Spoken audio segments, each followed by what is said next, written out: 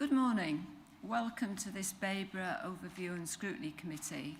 I am Councillor Mary McLaren and I am chairing the meeting today.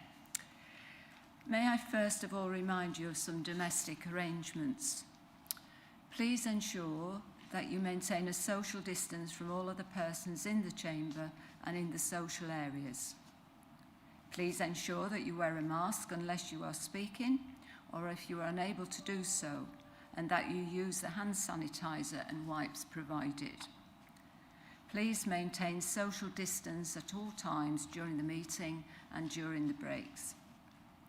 Please ensure that microphones are turned off when not in use, that you do not interrupt other speakers, that if you're attending the meeting to speak and persistently interrupt the meeting, you may be asked to leave.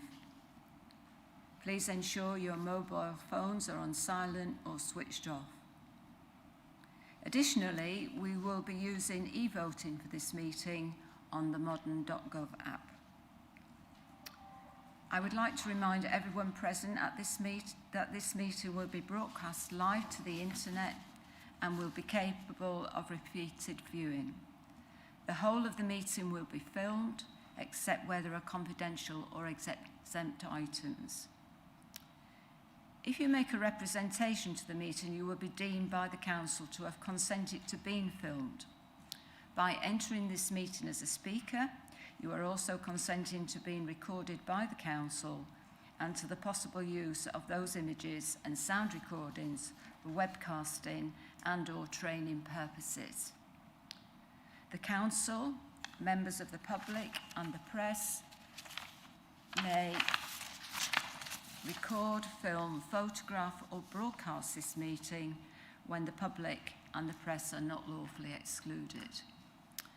Can I welcome to the meeting the committee, but in addition we have members and officers present in attendance. We have Councillor Simon Barrett, Cabinet Member for Finance, Councillor Jan Osborne, Cabinet Member for Housing, and Emily Ewell, Monitoring Officer. Officers attending are Catherine Steele, Assistant Director Corporate Resources, Rebecca Hewitt, Assistant Manager Financial Accountant, Gavin Fisk, Assistant Director of Housing, Sean Coulter, Senior Finance Business Partner, HRA and GF Revenue, and Jenny Smithers, Finance Business Partner. Sorry about that. Can I move to the agenda, please? Can I have apologies for absence and substitutions? Thank you, Chair. We have apologies from Councillor Catherine Grandin. Thank you. To receive declarations of pecuniary and non-pecuniary interest by members.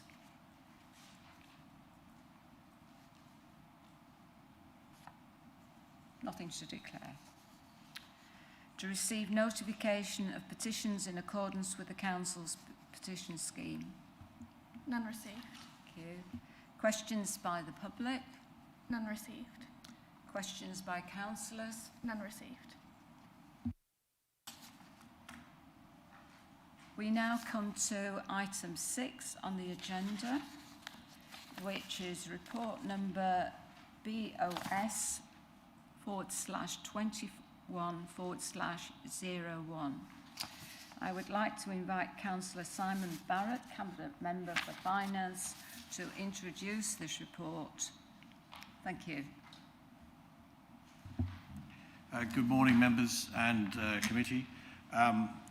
This is the report to you from the finance officers and myself for the general fund budget for 2022-23. This has been brought for you so you can look at it before it goes to Cabinet on the 7th of February. And any observations that you wish to make will obviously be brought up at Cabinet at that point. The main points I'd like to just raise that in bringing this report to you, we have made some slightly different assumptions from the norm in that in the past, the budgets being presented have been fairly the worst case scenario, which has possibly resulted in you having to look at it and make decisions, or the council making decisions, which has resulted in maybe service cuts, which have then not materialised when the outturn has come.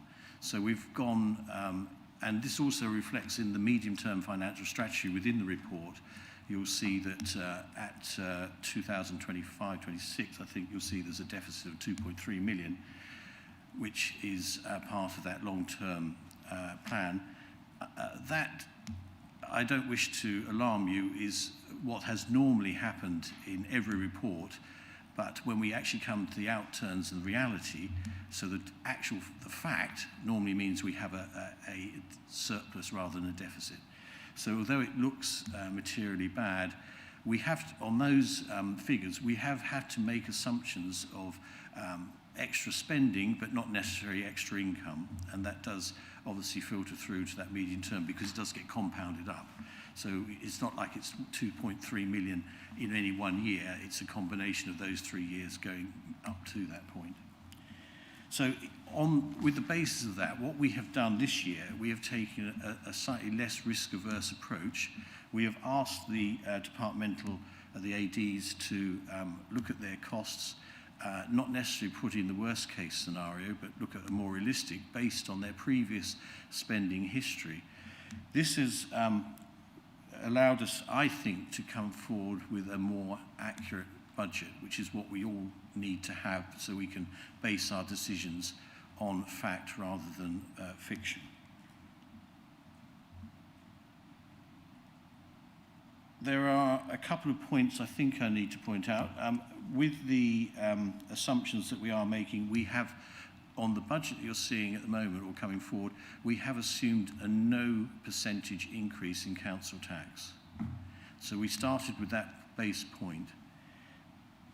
That doesn't mean to say we will not increase the budget.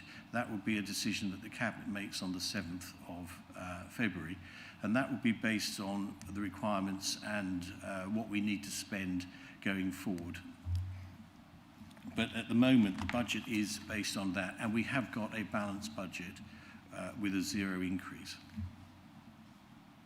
The other point I'd like to make about reserves, which is in your papers, in the past, our reserves, we have basically had about a 12% reserve, which is 1.2 million. That has been pretty much standard throughout the last few years, but we have never ever touched that reserve, even coming out of probably the biggest public service problem I would say in the pandemic. The reserve was not touched. So it does question whether we really need to have the reserve in the position that it is at 1.2 million. So with discussions with the 151 officer, Catherine, because she's the one that ultimately decides on this one, whether it's sound, I think what we're going to propose going forward is that we reduce that to £1 million and to free up the £200,000 for use within the community, and I think that's sensible, bearing in mind the history that we've had with that amount of money just sitting there, and it's effectively dead money, which we have to have, so I think we need to look at that.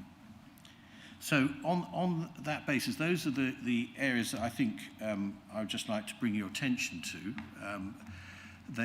It's a slightly different approach. I think we've got a nice balanced budget going forward, with showing a surplus at the moment of £403,000, and I think that's a good position for us, bearing in mind what we've been through in the last 2 years. So what I would like to do is just obviously recommend you the 3.1 at the recommendations, which is to obviously take that forward with any recommendations that you may put forward to Cabinet on the 7th of February. So that's all I have to say. Thank you very much. Thank you, Councillor Barrett. Catherine, are you going to... Sorry, and I forgot to mention the most important thing is that Catherine will now present to you her slides about the budget. Sorry about that, Mary. Thank you, Chair. Yes, I know you've had these slides in advance of the meeting this morning, so I'm not proposing to talk to them in great detail, but I thought it might be useful for the committee if we just put them up, perhaps one slide at a time, you know, one of the major service areas, and just see if you did have any questions for clarification as a result of having seen the slides in advance. So,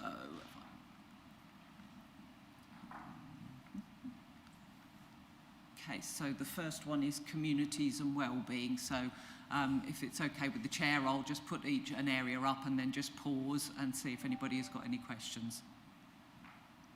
Right, Councillor Barrett. Sorry to be so quick. Councillor Melanie Barrett, sorry. Can I just check with you on that, Catherine, because it's quite a large figure we see for leisure, 259k, as we move to the green tariff. But it sounds cost neutral in a way if you're being reimbursed by Abercroft, but then we fund Abercroft. So that's a one-off, that's the cost of moving to a green tariff, is it? So yes, this is a change from how we've done it previously, because you're right, we fund Abercroft to run the leisure services for us in Babergh, so we pay them a management fee. The management fee stays there, so that's still as it has always been, but this changes in terms of their utilities, so their gas and their electricity. Normally, they would enter into the contract, so they would pay all of their utility bills, and we would have nothing to do with it. The change that's happening this year is we've entered into the contract to enable us as the council to gain the carbon reduction, because the contract being with an external provider, we couldn't do that. But it's obviously we're investing an awful lot of money into our leisure assets to be able to have a carbon sort of reduction in terms of their impact. So we're entered into the contract for the gas and electricity, so we are making the payments, but we are being fully reimbursed by Abercroft. So if you think of it perhaps in terms of next financial year, the management fee will still be there, so we still pay that to Abercroft. We will also be paying out the gas and the electricity charges, but we will be getting income back from Abercroft. So in terms of this slide, you'll see there's the large numbers under the other expenses column. So that's where we're going to be paying out the money to for the gas and electricity, and then the income coming back under the income column. So they've both gone up, if you like. One's gone up as a cost and one's gone up as an income, and they balance each other off in terms of the leisure line as a whole.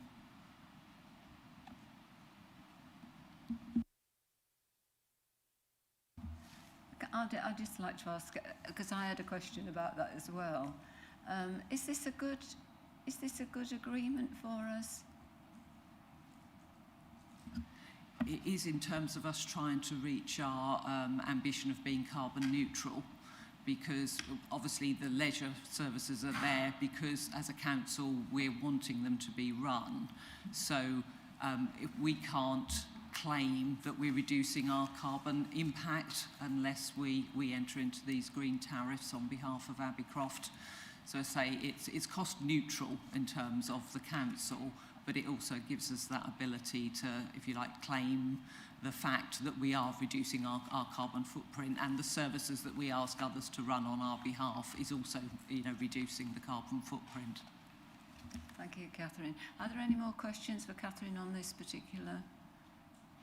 Councillor Gold.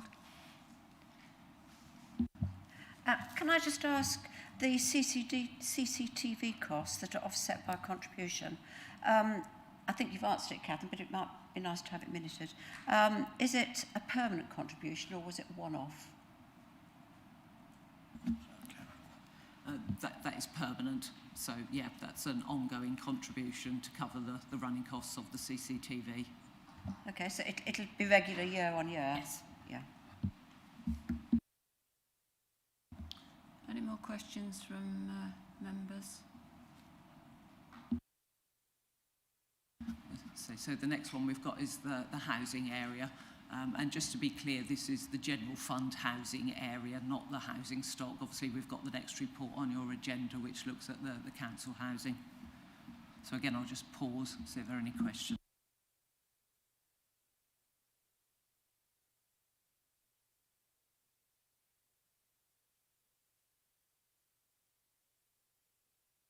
Questions from members? Okay, so the next one is economic development and regeneration. So again, I'll just pause.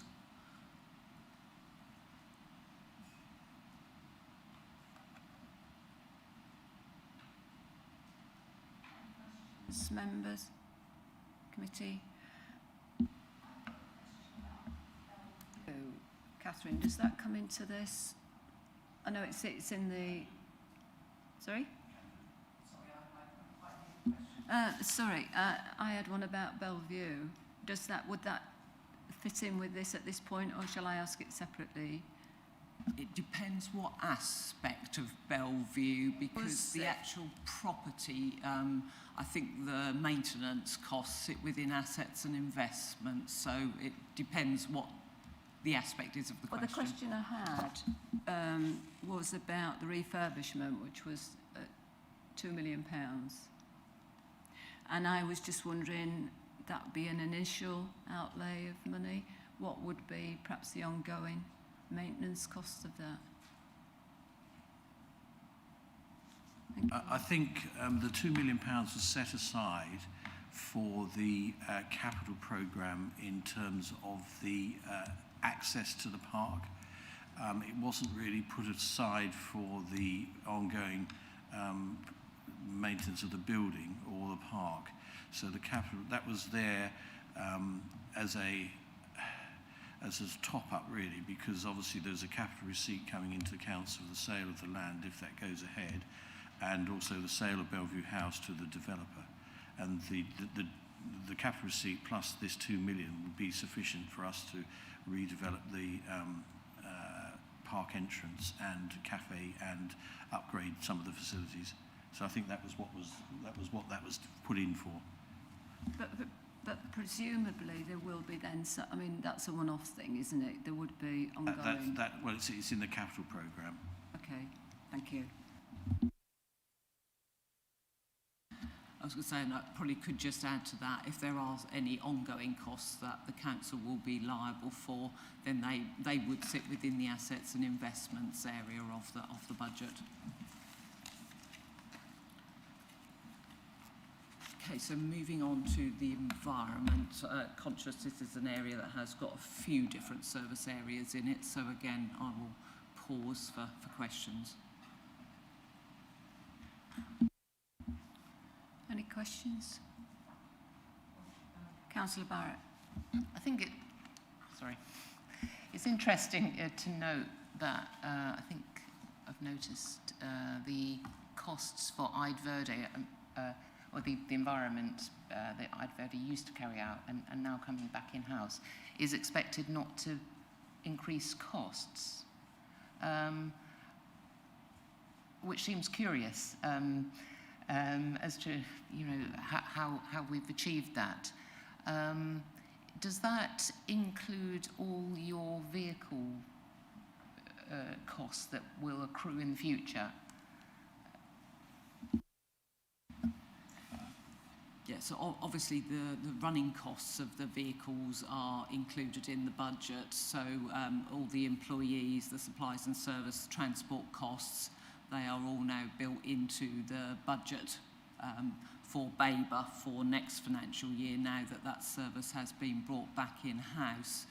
I think, obviously, the corporate manager for this area, he's been able to take the opportunity of this service coming back in-house to look at how it operates alongside the service that has been in-house for a number of years for Mid-Suffolk. So I'm sure there's probably a few economies there that he could generate from having both operating in-house, and hence you're not seeing any increase overall in terms of the budget being proposed for next year. Any questions? Councillor Barrett.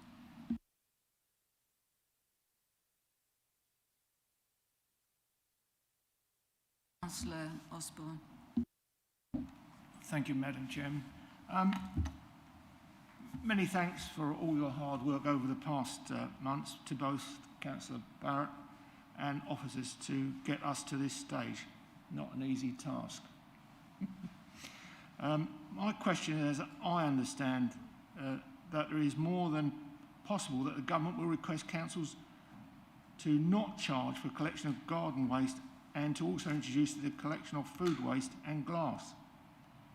Currently, I believe that the cost of the garden waste is 684k per annum and the income over £1 million.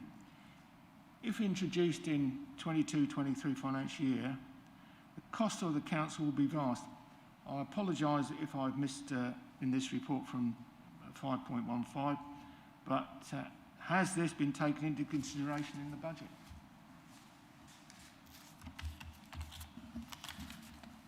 The changes, I believe, are proposed from April 23, so not in April 22, but the following financial year. So there isn't any change built into the budget for next financial year. And our understanding, obviously these things will play out over the next year, is the government are saying that they would fund the change to local authorities. Obviously we would have to see how that actually comes about and plays out over the next year, but the impact of having to do extra collections or not be able to charge for certain collections obviously comes with a cost.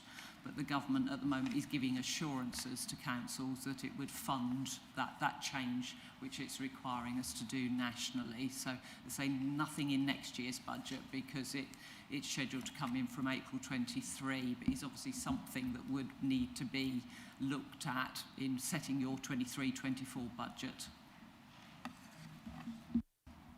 Yeah, thank you very much for that, Catherine. But obviously, I would be very sort of concerned if this sets the hair running for our budgets in the future. Osborne, any more questions?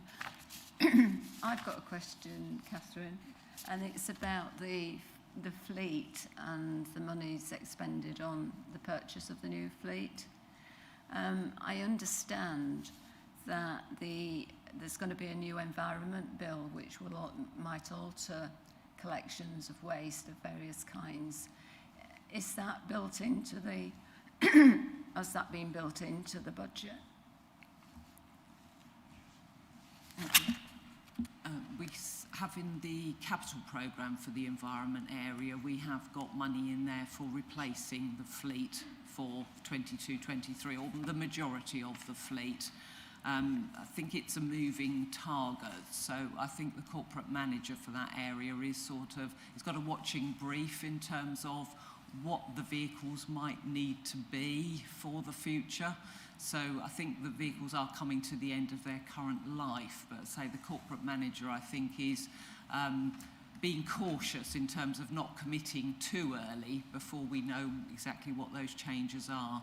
And I know he is looking at different options, looking at perhaps leasing vehicles as opposed to purchasing vehicles to perhaps give us the flexibility to be able to respond to those changes that come across. So yes, it's definitely being considered as part of the budget proposals. Thank you. And if you look in your Appendix B, you'll see the Replacement Refuse Freighter joint scheme. That's there. So it's quite a big figure, which is on an ongoing programme, because they don't just replace, they replace them as and when, so it's on a cycle. I didn't realise, you see, that it was only listening to something else that I realised that there was some new rules that might come out that might affect the actual specification of the fleet. Thank you very much. Any more questions for the environment? Okay, so moving on to customers' digital transformation and improvements, and again I'll pause if there are any questions.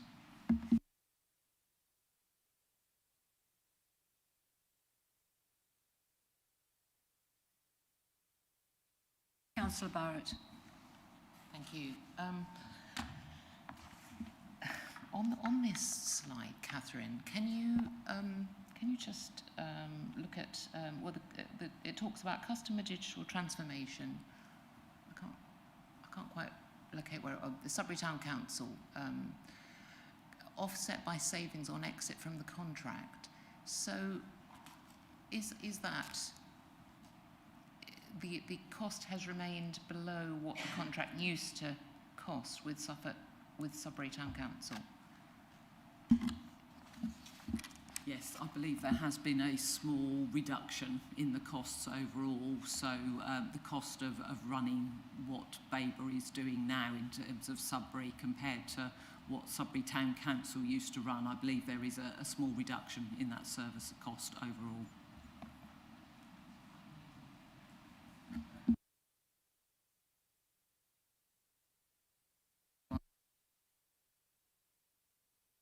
We've got the strategic policy increase, which is the significant figure up there before us.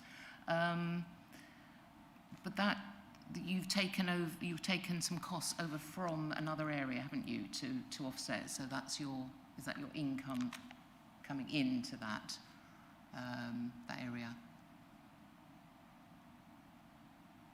I think I saw 120 from law and governance. Is that 120 going from law and governance into that fund?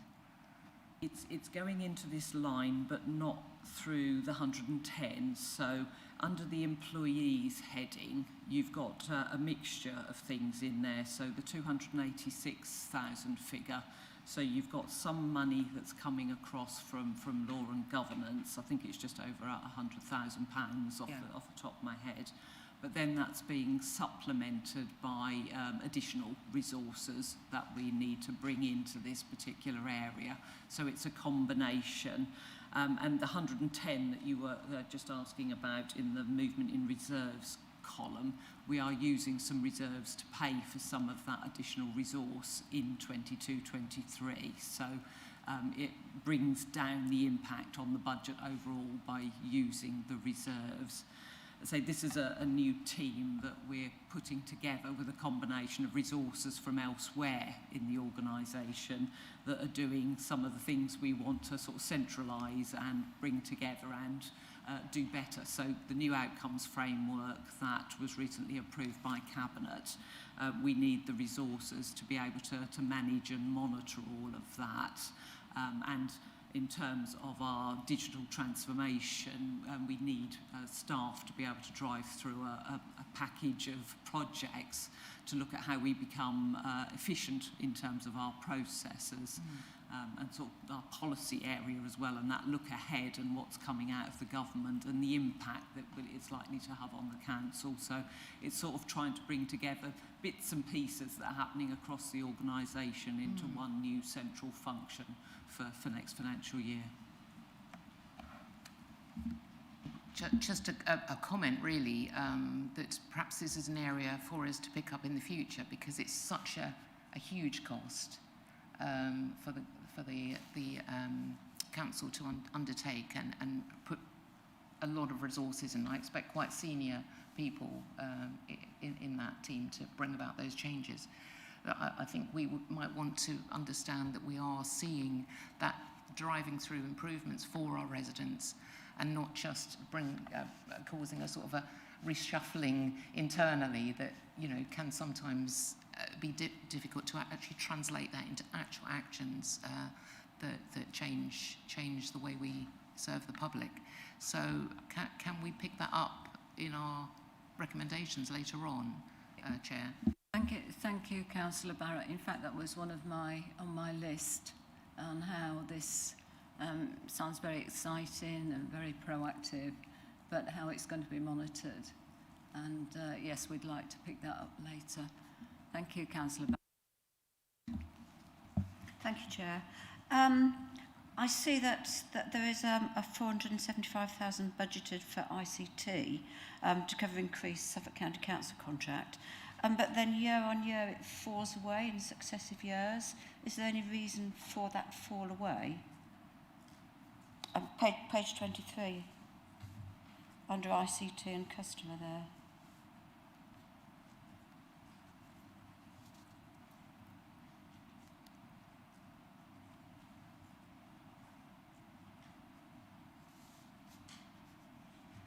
so that by the time we get to the 25-26 forecast, it's dropped right away to 150,000.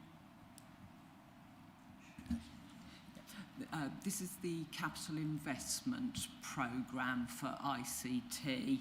So this is what we think we need to invest in new software or new systems to be able to change the way we work. So the figure is certainly higher in 22-23 because we're looking to replace the finance system. So that's one sort of significant system that we're needing to replace. So that's why we've got more money in sort of the early years. We usually tend to have an annual figure of the £150,000, but there are one or two extra things in the early years that have increased that figure. So let's say this is the actual capital programme and to enable us to invest and then obviously to save in terms of how we operate. Thank you. Questions?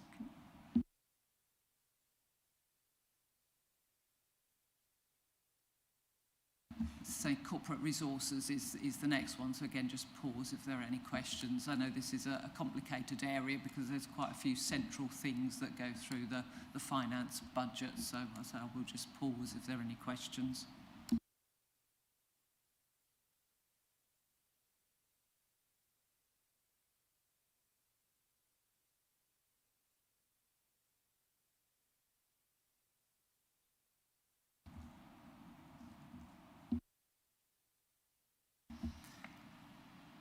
Okay, the next one is law and governance. So again, I'll just pause and see if there are any questions. So this is the area where some of those staffing resources have been moved from. So under the governance and civic office line, you'll see that minus the figure in brackets of 120,000 under the employees. So that's where the staffing is being transferred across to that new team. We were just talking about strategic policy and performance. So again, I'll just pause if there are any other questions on that one.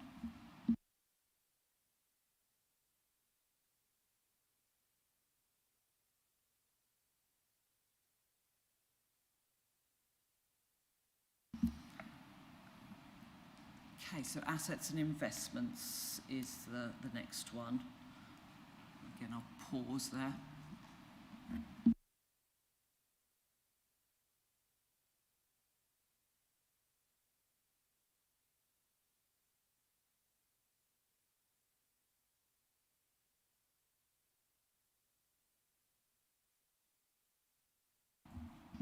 No, shall I? Any questions?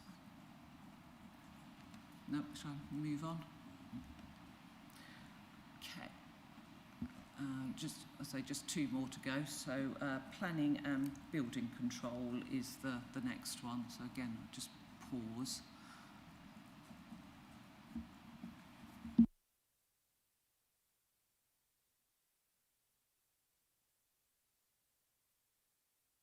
Barrett.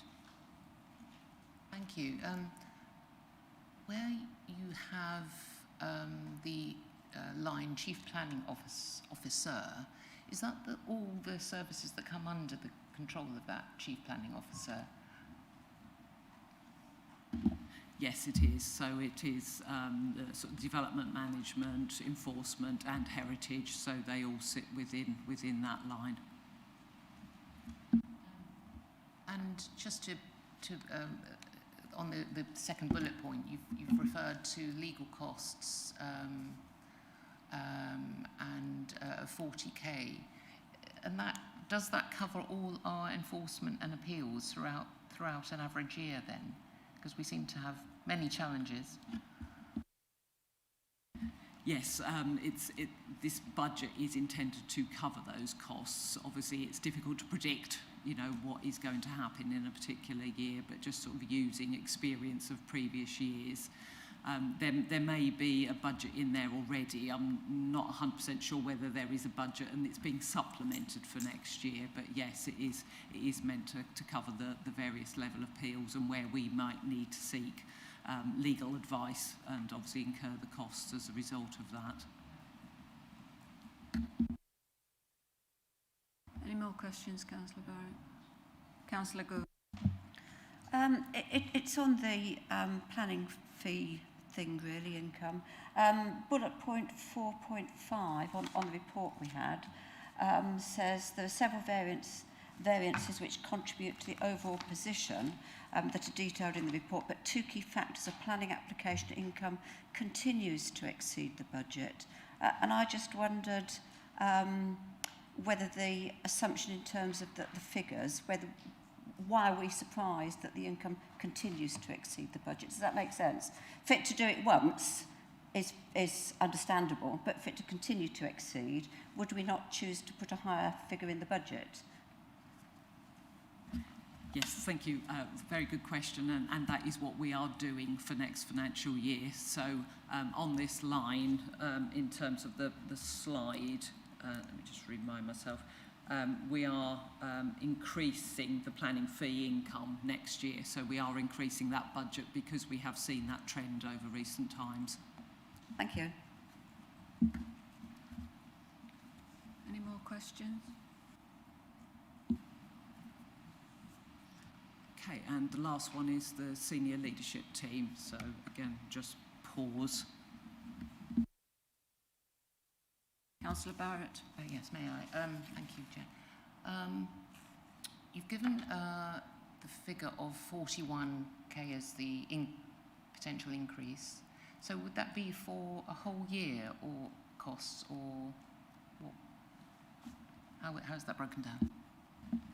Yes, it's been allowed for the whole financial year, so it's a year's cost, and it's a combination of the increase from the annual pay award and any incremental progression within the team, but also there's the allowance in there, as the slide says, for the senior pay review. So should that be approved at some point, then we have got the allowance within the budget to be able to pay for it for next year. So there's sort of a combination of two factors in there that's driving that increase that you're seeing. That's another point with the overall budget. The problem that we have is that we, with the annual settlement for the wages, that hasn't been agreed yet, but we have actually put in a 2% increase for all staff. Whether that actually is 2% or 2.5%, that will impact the budget. It could be that at the moment, I think it's settled on 1.75, which is what's on offer. So it is below what we put in. But again, we're slightly, as it's a national settlement, we can't obviously get accurate any more than we have. So we've had to put in a figure which we feel is reasonable for the time, which is 2%. And that's on the overall staffing levels. Thank you.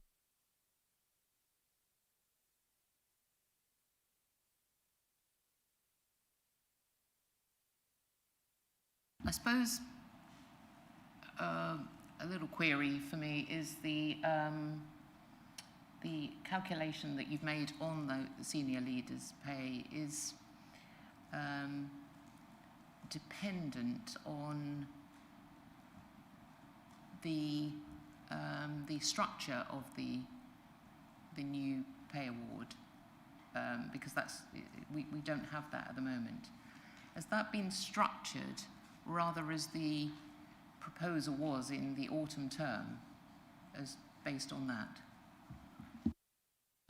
Yes, it has been. I know there are ongoing discussions about it, but we haven't got a final settled position, a final proposal coming forward. So at the moment, it is based on what was previously put forward. Thank you. Any more questions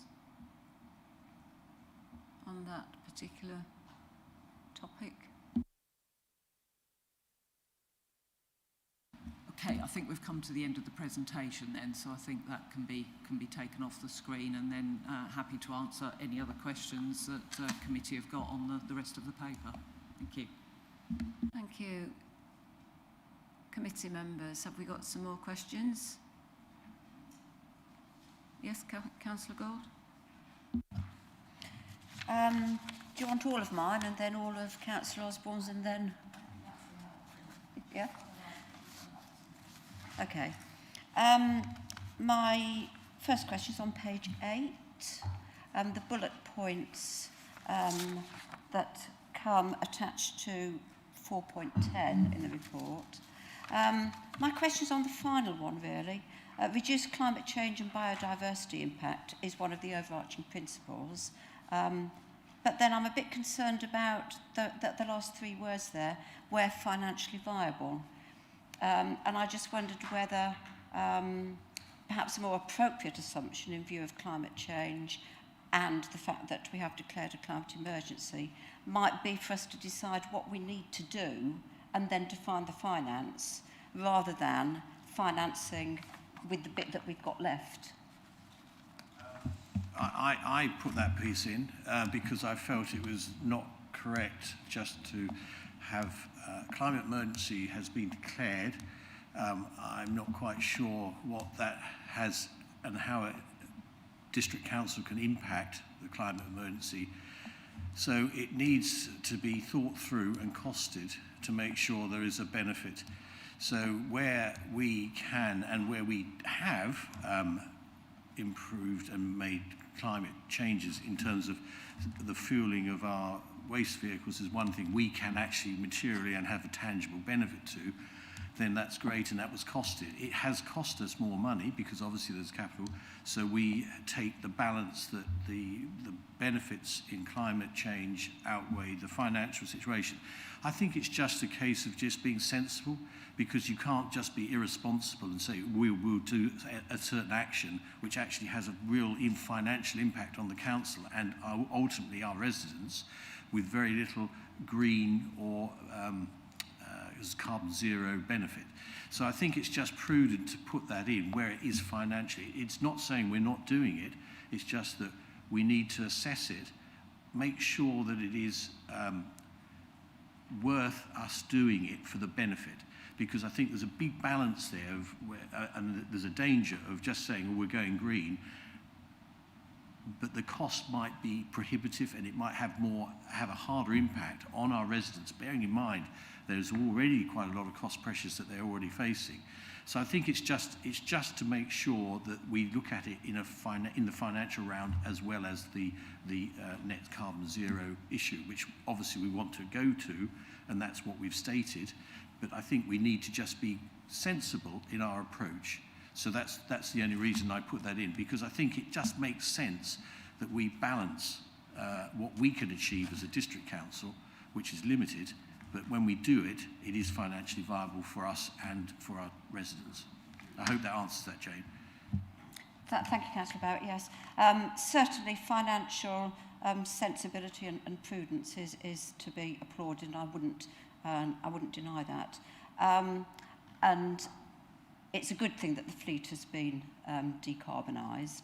I think one of the most obvious hits, though, in terms of our carbon reduction is the retrofitting of the housing stock that we've got, which is hugely expensive, isn't it? And one of my other questions was going to be that there's actually, let me just see if I can find it. It'll probably come in. That probably needs to come in the HRA discussion. Yes, absolutely.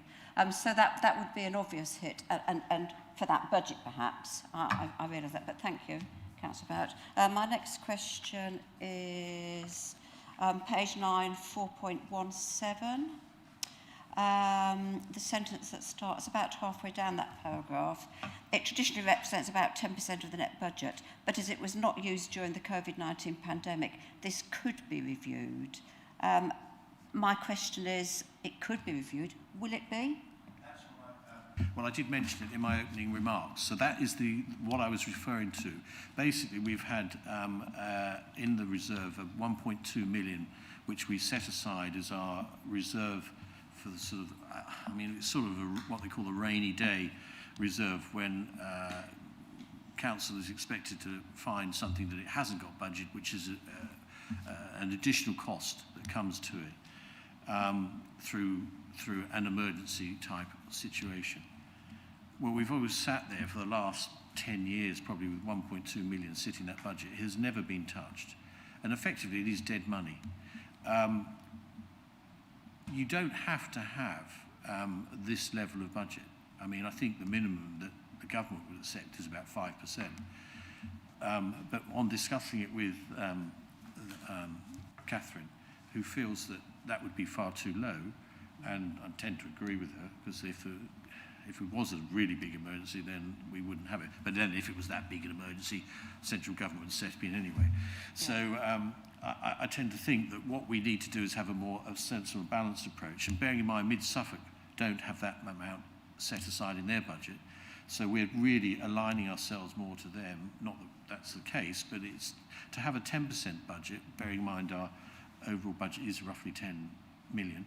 So if we have the million there, that frees up effectively the 200,000 I mentioned earlier, yes, which we can put to the use of our residents.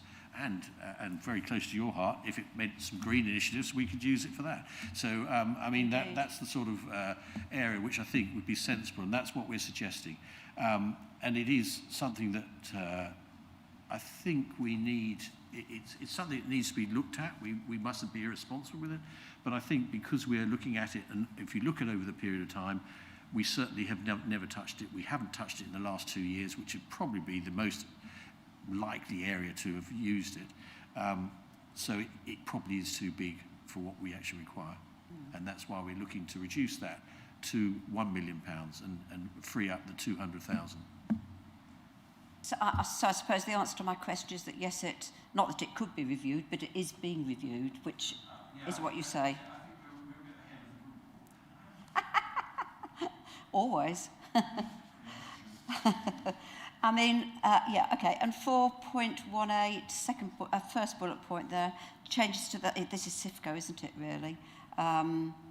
Changes to the Public Works Loan Board lending criteria to exclude the ability to borrow to invest in commercial property. Yes. Just to keep an eye on SIFCO. Yeah, and we are, I'm sure, but just to check that we are keeping an eye on SIFCO. Well, SIFCO, due to these changes in the way that the government has brought forward, basically means that we are not in a position where we could go and increase the amount of capital that we would put into SIFCO for that particular reason. So SIFCO is now set and is generating its income, which is as per the budget. It's slightly below. There's slight pressures on that, but overall it's performing reasonably well, and it's performing within the tolerances that we had initially projected. So I think it's doing what it was set up to do, which is good. But we can't expand it, and we can't expand it because the government won't allow us to with that work. Yeah, and we will, of course, scrutinise SIFCO at the appropriate time to scrutinise SIFCO, won't we? Bullet point 4.22, this is to do with the CPI, isn't it, dropping significantly? Expected to hit a peak in the next few months before returning to its target, although economic commentators are increasingly challenging that assumption. So my question would be that we are, again, keeping an eye on that, aren't we? So that when that assumption becomes an incorrect one, that we're ahead of that game. Yeah, we're keeping an eye on it. It has more significance in the HRA account because that's where we determine how we put our council rents up. The situation, according to the Bank of England, this is a temporary blip, mainly caused by the rather high fuel price inflation that we've seen, and hopefully that will stabilise and bring it back down to a more reasonable level. And obviously the reasonable level should be 2%, which is where the Bank of England governor has to write to the Chancellor to say we've got a problem. I would assume that will get down to a probably more reasonable level. But obviously we do have to take this into account because it not only affects our budget, but it affects where we are charging rates as well. So that's something we will obviously keep an eye on. Thank you. I think that's all of mine, Chair. Thank you. Thank you, Councillor Gould. Chair, if I could just add to that just a little bit more to say that in the future years, so in 22-23, our managers have managed to absorb most of the inflation that they could see coming through. But for the years beyond 22-23, we've currently got a 2% allowance built into those budgets. Obviously, we would need to keep that under review over the coming months as we go into building the budget for 23-24 to see if 2% is enough or whether it has stayed above that level. But we have got that allowance built in at the moment. Lovely, thank you. Councillor Barrett. If I may, please. Thank you. We just revisiting the issue about the reduction to £1 million in your reserves. I presume that at the moment you earn interest on those reserves, and that goes back into your general fund. That will reduce if your amount on deposit is reduced. Has that been also calculated? And it is actually going to be quite a small change at the margin, so we haven't changed the assumptions in terms of the interest. We have some long-term pooled investment funds where we have spare cash that are invested in, but I would see this small change of 200,000 just being wrapped up in our day-to-day cash flow activities. And obviously we make an assumption as to the level of interest, and I mean the level of the interest rate, I mean the base rate is still very low at the moment, so you get very little interest on that anyway. So I think we are talking very much at the margin in terms of that change of the 200,000. I guess really.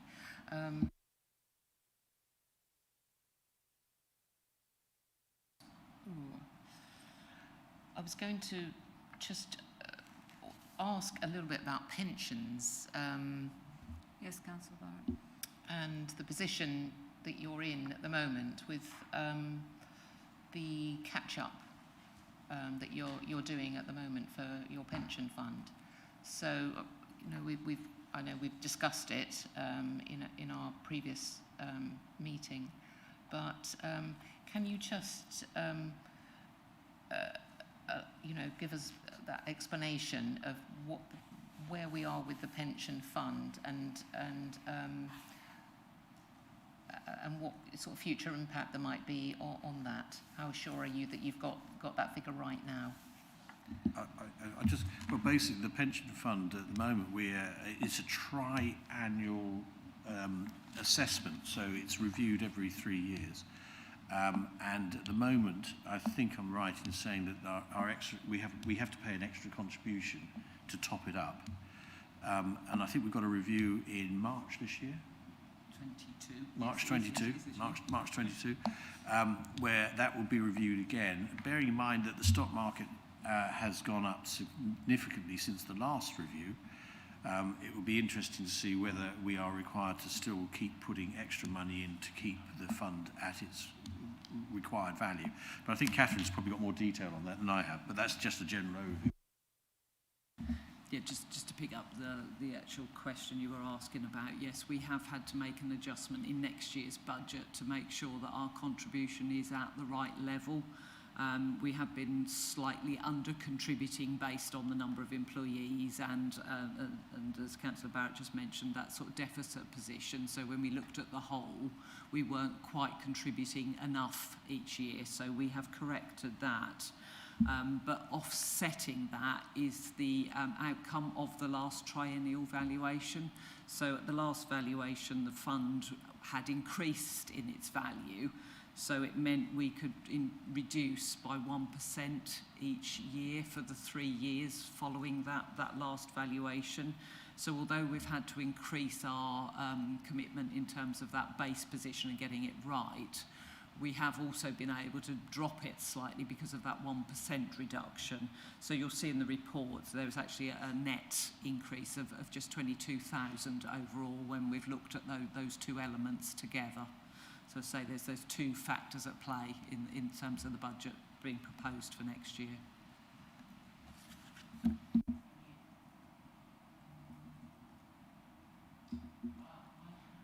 I have questions about the building services, but we'll do that at our HRA. Sorry? Will we do that under a separate HRA heading? Yeah. So, yeah.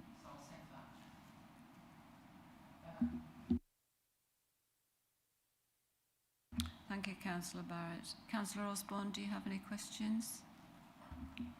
Thank you, Madam Chairman. No, I'm very impressed with our lady councillors here today. They've asked questions that I probably going to ask myself, but it's very much appreciated the questions they've asked, and I found that, and particularly the answers given by Councillor Barrett and Catherine. Thank you. I have actually got two questions. That's the only thing about being the chairman, is it? You go to the last. Given that the most recent report by the Institute of Fiscal Studies stated that councils had overestimated their expenditure for COVID management by about 50%, actually, and I think the report sort of said about councils being awash with extra money. How much do we have in that fund that we were allocated during COVID, and how do we see that continuing? Or the amount we've got in balance is 702,000. I was just going to check, actually. It's about 702,000, I think, that we've got left in the in the reserve, which was the brought forward balance from the total amount that we had for COVID, which was quite considerable. But the actual balance we've got, I mean, that's not to say that that won't be spent, and it's been put in a reserve account to be actually used against any future spending that we might have. I think that's right, isn't it? Yeah. So, yeah, I wouldn't say we're awash, but certainly the government support was adequate for the expenditure that we actually did have to put out. So I think that was that's covered. But to say we're awash, some councils might be. I think we've covered ourselves. I think I was only quoting what I'd read. I mean, I wasn't suggesting for a minute we might be awash with extra funds. But does that have to eventually be repaid to the government, or? No, we don't. There is no sort of, if you like, strings attached to when the grant was given to us. It was given by the government to assist local authorities with the COVID response. And just to say, I think we are still seeing the impact of it, and we're not likely to get any more money from the government now. So I think the money that we have still got in reserve, I think, is probably going to still be required for some of our response, depending on, you know, what happens over coming months. I mean, we are using some of it in this financial year, and I can see some of that impact still continuing into next year. So I think what we have got left, you know, I think we need, to be honest, to be able to get us through a bit longer. So although the government gave us all that money in quite a short period of time, really, it was sort of over a 15-month period, I think the impact and our call on that money is going to be over a longer period of time. Thank you, and I've got one more question. And this came, because these papers are public, I just want clarification on the capital fund. In the capital fund, it's £12.3 million. I think I would welcome a clarification of what that actually means in terms of where the money is or how it's managed. One of the good graphs that we've got is the pie chart, which is quite good. In the latest report, this is a new way of delivering a visual of how it is. So I think if you look at the pie chart, one of the big problems with the capital programme, not the problem, is that we seem to have an inability to spend what we've allocated. I'm hoping that we will get round to spending that. I mean, 9,300 million was brought forward from last year, and probably from the previous year as well, where there are projects that are stalled that we've put money in, and those projects have not gone ahead. I mean, obviously COVID has restricted some of them, but they have definitely stalled and have not gone ahead because we've been looking at other things. Though, what I would like to see is those projects delivered, which would mean that you don't have that 12 million in the capital. I mean, obviously some of those are ring-fenced, which we know, but there's like £6.3 million there for Regeneration Fund, which is put in for Hamilton Road, I think, which I'm looking forward to seeing that go forward. There's 2 million, which you already mentioned previously, which was the Bellevue. There was also another 3 million for the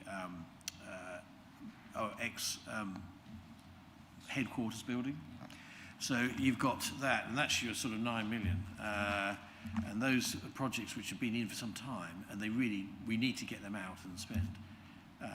The other thing that is worth noting when you look at your medium-term financial strategy, that those projects are costed in the ongoing, not the total amount. I mean, those projects are in the accounts. They're not. It's not. We haven't got that money. It's money that we will borrow from the Public Works Loan Board, etc. So what we do in the budget, I think there's an element or a percentage of that assumed borrowing goes into the medium-term financial strategy. But of course, there is no the other side of that in terms of income that we would get. So that's why it always looks slightly worse. Well, it looks quite a lot worse actually. So I think what we need to do is take that into account when you look at your medium-term financial strategy, because we're assuming there's a level of spend or requirement of the capital there. So I think what we need to do is, as a council, we need to get on and spend the money and deliver the projects that we've got allocated within there, and that would obviously get rid of that balance which is sitting there and being brought forward every year. Catherine, I'm sure you've got something to say on that. Yeah, just in terms of, I think the Chair was perhaps just asking about the status of those budgets. I mean, the money, I think you're referring to the 12 million that we're looking to potentially bring forward from the current financial year into next year. Just to say it's a budget. We haven't actually got the cash sitting in the bank. It's, as Councillor Barrett said, it's an approval to be able to borrow to do something. But until we actually spend the money on a project, then that's when we borrow the money to get the cash to be able to do that. So it's not sitting in a bank account anywhere at this point in time. Thank you, Catherine, because that is actually what people could assume in reading the report, and it just clarifies that it's not actually in an account. That's very helpful. Thank you very much. Any more questions? Councillor Osborne. Thank you, Madam Chair. I don't know if this is applicable to for what we've been discussing, but I see we've got monies in the estimated reserve balances for the joint local plan, 100,000. I take it that is split between the two councils. However, I'm concerned about the way that the joint local plan is going at the moment, and would we have to take out more than has been estimated, please? Thank you, Madam Chair. The £100,000 is just Babergh's, so we have actually, both councils have actually got an allocation of £100,000. There are some additional costs that are going to be incurred in 22-23 because of the position we're in, but we will be drawing down. I don't believe that they exceed what you've got in reserve. I think we have actually budgeted to take out the £100,000, but I think that does balance the costs that we think, and might actually be more than in the end. I think we're being quite cautious in terms of what we might need to spend still. Thank you, Catherine. Is that it, Councillor Osborne? Councillor Barrett, you had a question. Thank you. There's a reference in the papers to the enterprise zone and the grant of 216,000, which is really good news for that area. Is that the only area that we could have applied for or obtained an enterprise zone grant? It seems, I'm surprised there's no other areas within our district that would fall into that sort of category, considering we've got Worsted as the food enterprise zone, I think was talked about in the past. I have to say I'm not an expert on enterprise zones, but you're right. This is the Scrutiny site in Babergh is the only one that is designated as an enterprise zone. So I'm not an expert, so I don't know exactly what the conditions are that makes them worthwhile. And yes, you have got the food enterprise zone as well. Yes. And the benefit that gives to the council is that when you have got a designated enterprise zone, obviously the businesses that go into that enterprise zone get a reduction in their business rates for a period of time, but it also enables the local councils like ourselves, we actually get to retain more of the business rates. obviously we don't collect it from the businesses because they're getting a reduction, but the government pays us the rates that we aren't able to collect.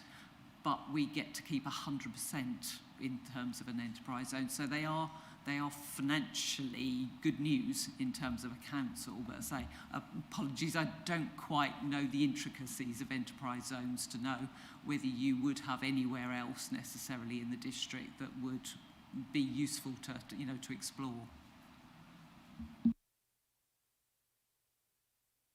More questions, Councillor Barrett? Any more questions? Councillor Gould. Can I just ask about the risk management, page 17?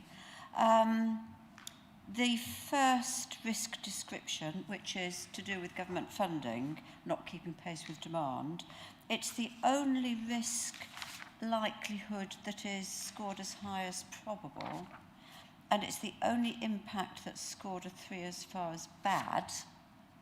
And yet, my question is, are the mitigation measures for that high score in the risk management sufficient? Are they robust enough? Well, you'll be pleased to know that the government did better than we thought. So the settlement figure that we got was higher than we'd put in our original budget. So when we were preparing the initial budget, there was a whole category that we'd left out, which equated to about £146,000, which is a rural settlement. New services, which we assumed wasn't going to get.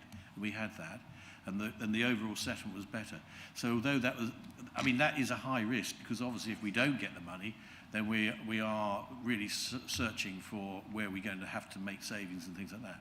Actually, in reality, what happened, we had more money come in than we had anticipated, which is why we're in quite a nice position going forward. So the upshot was, yes, it is a risk. It's a big risk if we don't get it. If we get it, then that risk is negated totally. Yes, it's as you say, Councillor Barrett, it's a high risk likelihood. It's scored 3 with an impact of 3. So I'm just wondering then, does the likelihood, as you've got more information, does the likelihood need to drop to 2 perhaps? Well, I don't do risk management. I will pass that conveniently over to Catherine, because she's probably got a better understanding of that risk, where it sits.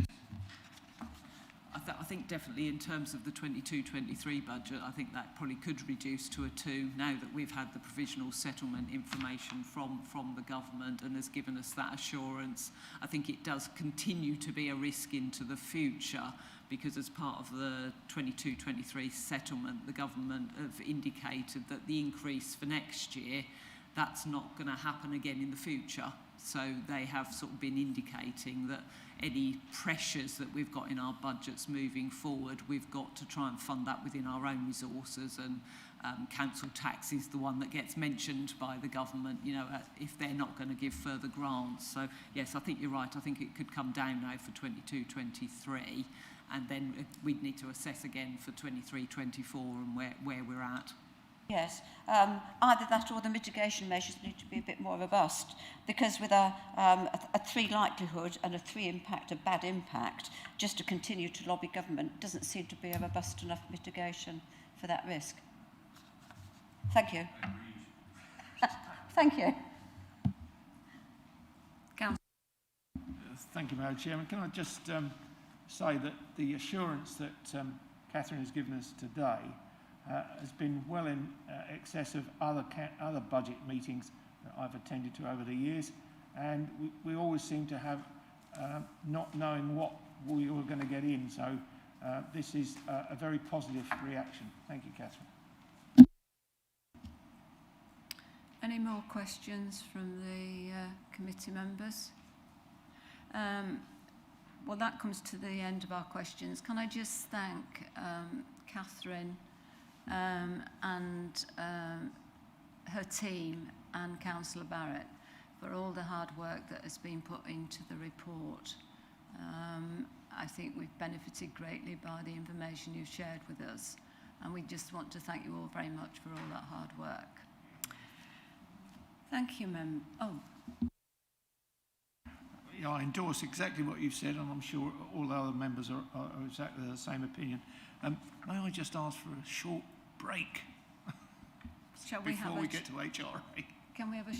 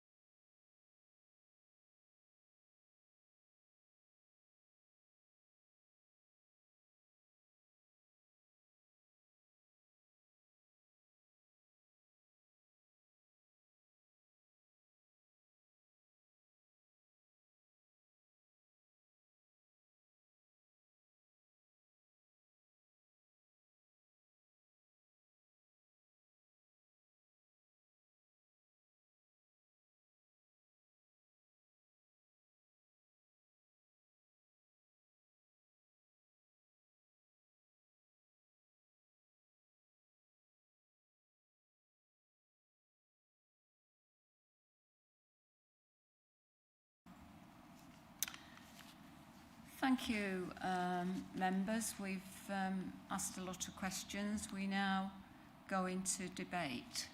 Would somebody like to open the debate? Councillor Barrett? You saw my hand waver. I did. Yeah. Oh, well, I think what we've been able to establish is that the budget is very comprehensive anticipation of all future costs, and it's been very reassuring to hear all the responses. One area that I would like to have seen, I suppose, and this is a completely new idea that I haven't asked about previously, but have raised it with the Chief Executive and the leader, is the potential sort of outlining a figure for staff costs that the council couldn't exceed based on a percentage of income. So that would provide flexibility to the council so that they can up or down it according to what their income is. So it wouldn't be limited. So I don't know what my fellow members feel about that, and whether that could be something they want to see in future years. Not in time for this budget, but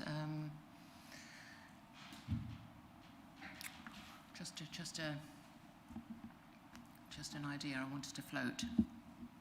Councillor Gould? Yeah, have I understood that correctly, Councillor Barrett? A set figure in future budgets for staff costs? Yes, in terms of percentage of income. As a terms of percentage of income? That could not be exceeded without coming back to full council anyway. I wonder whether that would tie the Finance Committee's hands too much?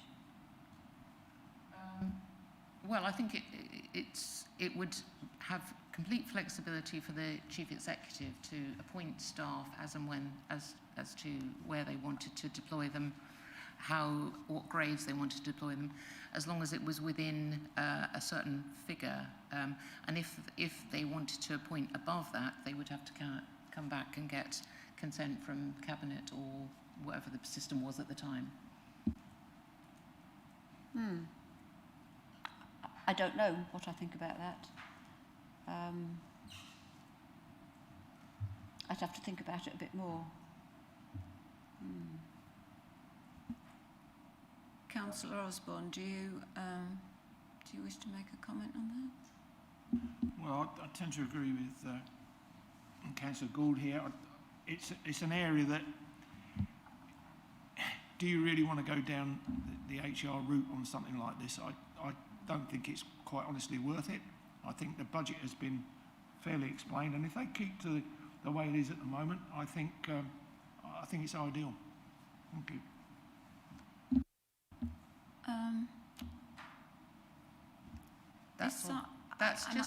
It's a very I'm floating an idea there, so I realise that is a new concept for everyone to think about, so I'm happy not to pursue that. I think in debate we're supposed to speak for 3 minutes and that's it, isn't it, really? Are you okay for me to... Well, no, carry on. Yeah. I think we can be flexible. There's not many of us, actually. It kind of opens the door, potentially, and I'm absolutely certain this isn't the case at the moment, but worst case scenario, it opens the door for some staff to be paid, so long as it's within that ceiling of the budget that's been allowed, for some staff to be paid excessively and other staff to be paid not a remuneration that is appropriate for their role.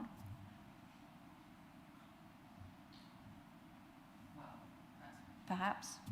I think the other Councillor Barrett wished to say something. Thank you. I think I can see the concept. Basically, what you're doing is you're saying within the budget you have a total amount of spend that the chief exec would be able to spend on his staffing costs. So really, the onus would be on the chief exec. If you set a maximum amount based on your income, then he would have to increase or decrease his staffing costs in line with that budget.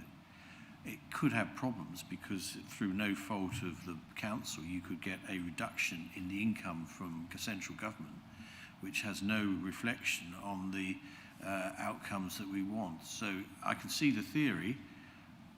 If we were in total charge of our income and we were totally responsible for our income, then that would be sensible. But bearing in mind, as pointed out earlier, as Councillor Gould pointed out when he was saying about the where we get the money from central government and the risk factor there, I think you do have an element of risk that if central government reduced their grant,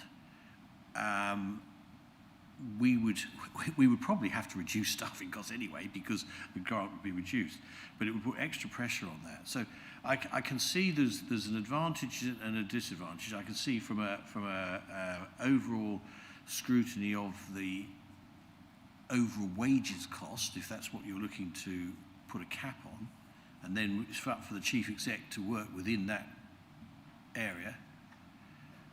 I can see that does work, but also there's other pressures. If it's based on income, maybe it needs to be something little less just on income, maybe the overall budget of the council. Because if you just base it on income, that's not something we're there. So I think maybe it needs to have another formula to work to create your budget in the first place. That's just something that I can see as an issue. Would you like me to come back on that? Okay. Just perhaps to put it to bed, really. I think there is a question for me about, we have achieved a balanced budget that has come forward this year, but some of it's thanks to central government's retaining new homes bonus, and if we hadn't had that, and that's quite a skin of the teeth sort of moments, aren't they? Because you don't know whether you're going to get that and how it's going to play out. So should we have been in a very different scenario, we could be looking at having to make difficult decisions about costs for the future. I think it's in some ways a sort of safeguarding of the council's position if we were to adopt something of this nature. But perhaps it's an area I need to develop more, to gather, thoughts and ideas and shape it. So happy to just go back to debate on the... I'm just going to ask Emily, the monitoring officer, to advise us. Thank you. Thank you, Chair. I just wanted to highlight to the committee the duties that the Council has under the Local Government and Housing Act 1989, Section 4 of that Act, whereby it is the duty of the authority to provide the head of paid service with appropriate staff and resources to undertake his duties, which is why the staffing budget is obviously proposed by the head of paid service, because it indicates the level of staffing that he believes is necessary to deliver the services and strategic priorities of the council. So by putting a cap on it or a restriction in that way would almost be artificial, because the head of paid service could report to the authority at any point that he needed additional resources, and then you would be obliged to consider those and approve it if it was appropriate and relevant. So I think it's that balance with the statutory duty that you have in respect of providing those resources, and then obviously your fiduciary duties in respect of appropriate and proportionate budgeting. Thank you.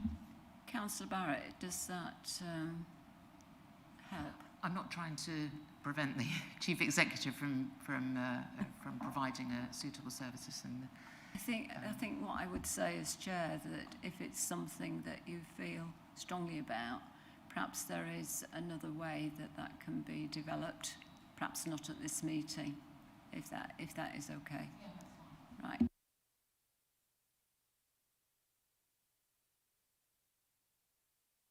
Councillor Osborne.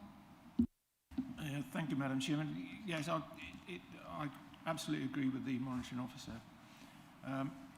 And I have, I've experienced this sort of problem within town council, so it's not something that is not known to myself or others that have been with the town council.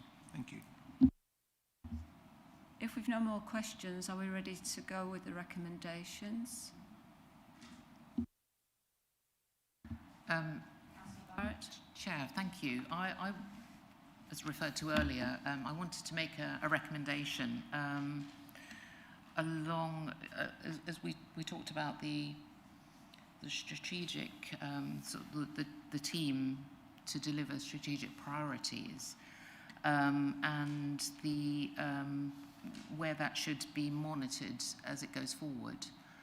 So I don't know, I'm not sure about wording, but just jotted down something that we believe that we should put in place monitoring of progress with success criteria identified. And I think that's an important element to it, so that we know when we're achieving what we've setting out to achieve. And this would be referring to the function of the Overview and Scrutiny Committee? Yes, I think so. Well, I think that's the only recommendation. Yeah, no, but just so everybody's clear, we're talking about the Overview and Scrutiny Committee. Yeah. Emily, is there some way we can put that into a recommendation? Yes, I'd just point out that the performance monitoring and the outcomes framework obviously is looked at regularly by the Cabinet, so there is some element of performance monitoring already in place. However, the Scrutiny Committee can of course choose to look at any aspect of that they wish, either in isolation or as the whole programme. So it would absolutely be appropriate for you to make a recommendation in respect of either very discreetly looking at how that particular budget is spent and how the projects within that budget are spent, or perhaps, how the projects within that budget are delivered, or you could ask to look more generally and ask the Cabinet to report to you on progress with the strategic priorities overall. That'd be good. What do the committee feel about that? Could you just repeat that last sentence, Emily? We could ask the Cabinet to report. Yeah, so the Cabinet have just adopted a revised outcomes performance framework, and at the moment there isn't any plan to bring that into Overview and Scrutiny's work plan, but you could ask for the Cabinet to report on progress against those outcomes in that performance framework. I think that might be useful, Chair, do you? Councillor Barrett, does that answer what you... I think that sounds ideal. I mean, yes. that means that work is taking place, and then we get to evaluate it. There's no point in duplicating that process, and that sounds, a good use of our time. So we need a proposer for that? And a seconder? Yes, I'll second that. Seconder. And we need to just be clear about the words that we're going to use. Can we sort of...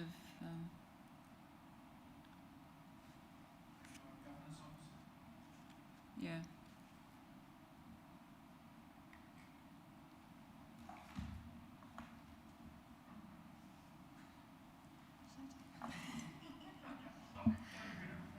Chair, after slight waving between officers, I think I'm ready to give you a form of fine. words. Thank you, Emily.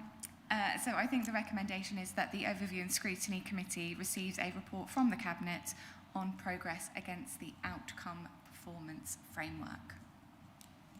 Everybody agree? Do we need to say somewhere how often we want to receive it? What do you think would be appropriate, Emily, in terms of frequency? The Cabinet will receive quarterly performance reports, so I think that's probably too frequent for then ONS, so I would either say annual or 6 months. 6 monthly. Monthly. I think once you get to annual, we've sort of drifted a bit, haven't we?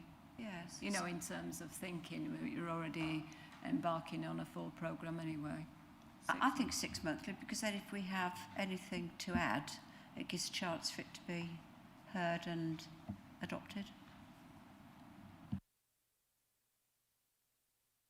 Can you advise me, do we need to go with the note in the report first and then add in the... Can you advise me on that, Henriette, please? Yes, Chair. I think we need to have a recommendation first that says that the Overview and Scrutiny Committee notes the General Fund budget 2022-23 and 4-year outlook. And then that the second recommendation is, let me hope I got this right, that the Overview and Scrutiny Committee receives a report from Cabinet on the outcomes of the performance framework on a 6-month basis. Is that? That sounds fine. as we So agreed. with the note in the...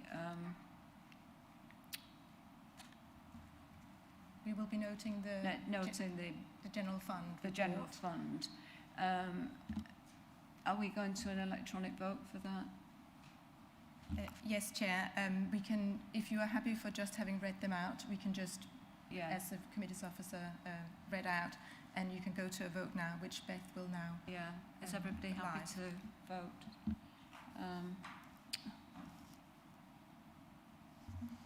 Chair, the vote is now in progress. Councillor Osborne, can I take your vote verbally, please? Thank you. I haven't switched in. Sorry, Bethany. So I'm for it.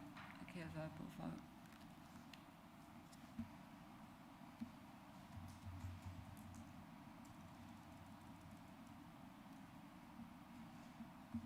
Thank you, Chair. That's 4 votes for. That's unanimous. Thank you. And that concludes this item. I want to thank everybody that was here for the first item, but I presume you're staying for the second as well. So can I go down the agenda to item 7? And this is the BOS/21/02 draft housing revenue account, HRA, and 4-year outlook. And Councillor Barrett and Catherine will be presenting this item. Thank you very much. Thank you, Chairman. This is the report to Overview and Scrutiny regarding the housing revenue account. Recommendation is 3.1. Whether the committee has any recommendations to take to Cabinet on the 7th, and then obviously full council. As you can see, the Q2 provision within the document shows that there is a 499 deficit outturn in the account. This is mainly due to the extra spending from the housing and building services, which I think is covered in the report. I think this is a combination of factors which possibly you need to look at. Obviously, COVID has had a significant increase in getting jobs done. There's a lot of cost pressures, material pressures. This is generally throughout the whole of the building services. The other pressure which we do come up against is the fact that we're competing for labour in a very competitive, hot market. And sometimes we're probably not as competitive, which means that we then have to go out to subcontract. I think the old pink notices, which we never used to issue much, are now being issued regularly. So that has caused, but this has been rectified within the budget. So there's a more realistic budget being put forward. You'll see a 15% increase, which still leaves a surplus of 486. I think that a more updated surplus is slightly more favourable as well in the latest figures I've seen. But generally, the position on the HRA is in a good shape. We are also recommending, we have a table which you'll see of potential increases in council house rents. We are able to go to CPI +1, and this hasn't been obviously decided yet, but this will be decided at Cabinet. But I think the recommendation will be to use CPI +1. to bring that in line. In previous years, there has been a reduction in rents of 1% over a number of years, which meant that the whole rental base was not really kept pace. And at the end of the day, we want to be able to provide our tenants with the best possible quality of housing. Also, you'll see that in the capital programme, there's a lot set aside for improvements, and those improvements are not just improvements for kitchens and things, but they are actually also hopefully improvements in terms of heating, insulation, and various other areas. But I'm sure the AD will be able to go through that with you in more detail. So that gives you that. So the recommendation as before you, obviously is 3.1, and I put that to you. And also, Catherine will go through the slides now with the various options. No? Oh, we haven't got slides. Oh, I'm behind on that one then. Oh, we haven't got slides on HRA. Right, okay. Sorry. So, I'll go back to you, Madam Chairman. There's 3.1. Sorry about that. I thought we were. Did you want to add to that, Catherine, please?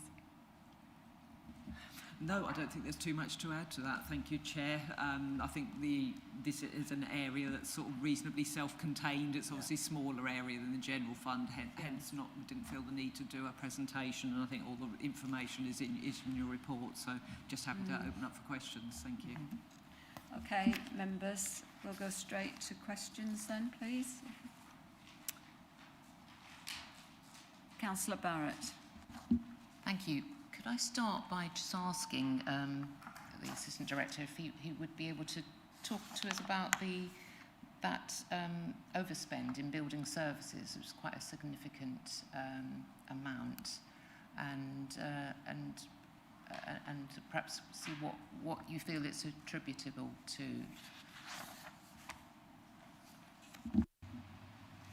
Thank you, Chair. Thank you, Councillor Barrett, for the question. I think it's a reality that since 2017, when the council's made a decision to bring in-house the building services function, that we've faced ongoing challenges in the delivery of that service for a variety of reasons. Most recently, obviously, the COVID impacts and the impacts on not being able to access tenants' homes, for example. There has been a huge amount of work done in that service over the past 5 years to remedy and improve the overall performance of that team. And I'm pleased to say that we are seeing real green shoots in terms of the progress that's been made, and I'll come on to talk about some of the examples of how we're trying to generate even greater values of money. The reality is that as a landlord of social housing stock, local authority housing stock, the building services function will always cost money. I think the purpose of me being here and colleagues is to ensure that in terms of value for money, we provide a value for money service, and obviously ensure that the cost is minimised wherever possible. Talking to our HRA business plan consultant, we use an external consultant to look at the 30-year plan and look at our income and expenditure. Just as a footnote, and this might help members conscious of the numbers, but typically as an average in the sector, the average cost of staffing, supervision, management and carrying out day-to-day repairs to a social housing home is approximately on average $2,400 per property per year. Actually, Babergh Suffolk's average is running at approximately $2,100 per property per year.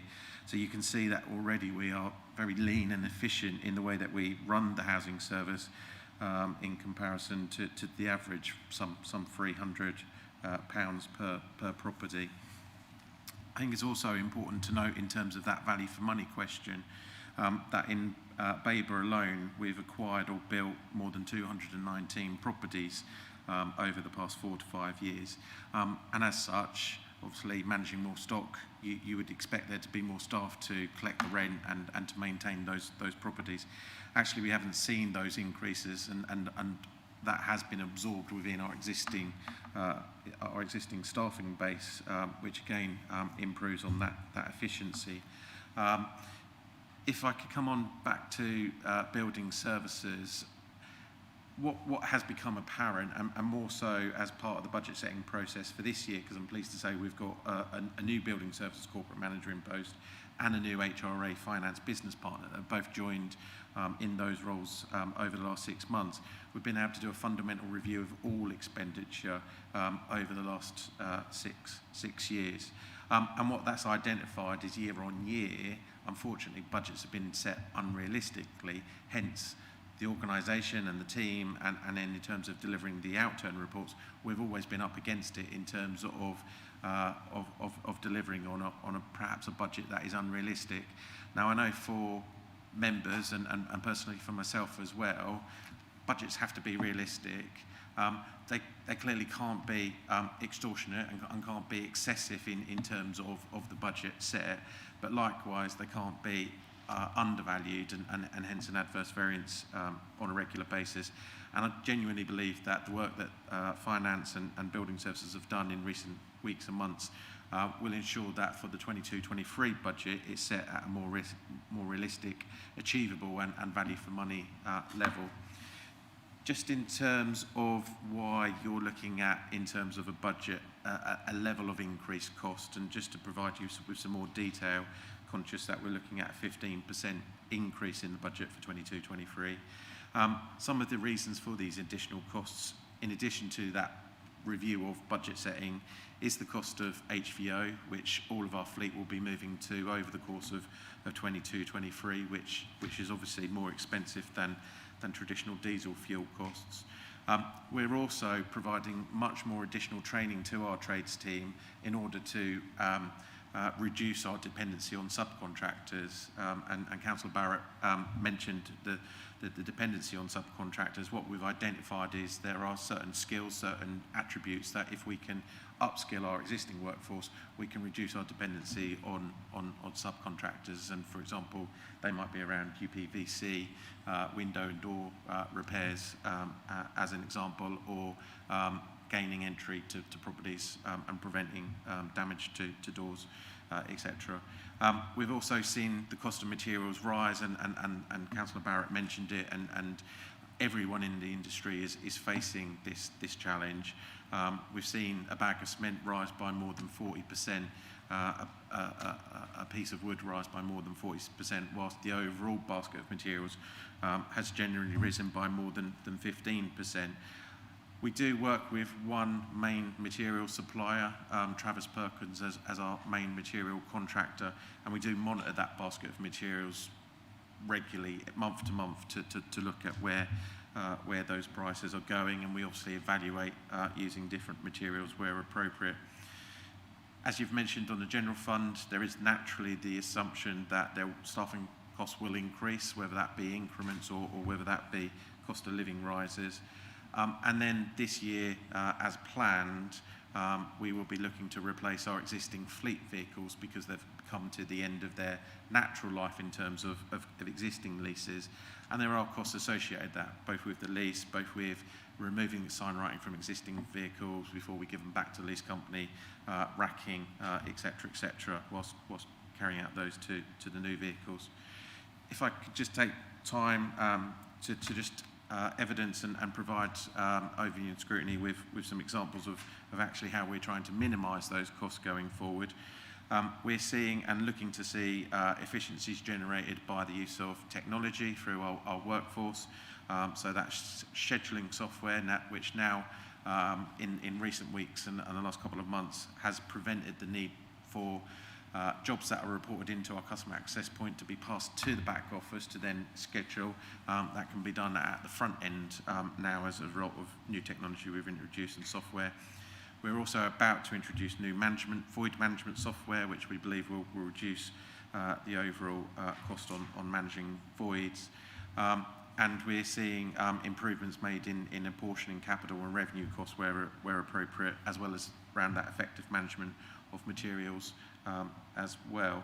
Hopefully that provides some narrative as to why we've seen traditionally an adverse variance on building services, and why we're proposing this new budget to be more realistic going forward. Thank you, Gavin. Question? Yeah, I suppose, I can understand COVID having a big impact in this, but the previous year was also a lockdown year, and I don't know whether that year was also significantly impacted in this way, and why perhaps it wasn't assumed that this following year would be the same.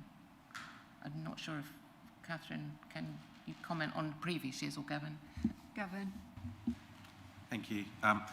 In terms of the year 2019-2020, we did see the adverse variance fall dramatically because we weren't able to carry out as much work. What we've faced, as well as the industry, are long periods of the last 2 years when actually our workforce haven't been able to carry out the work that they are trained, qualified and able to do.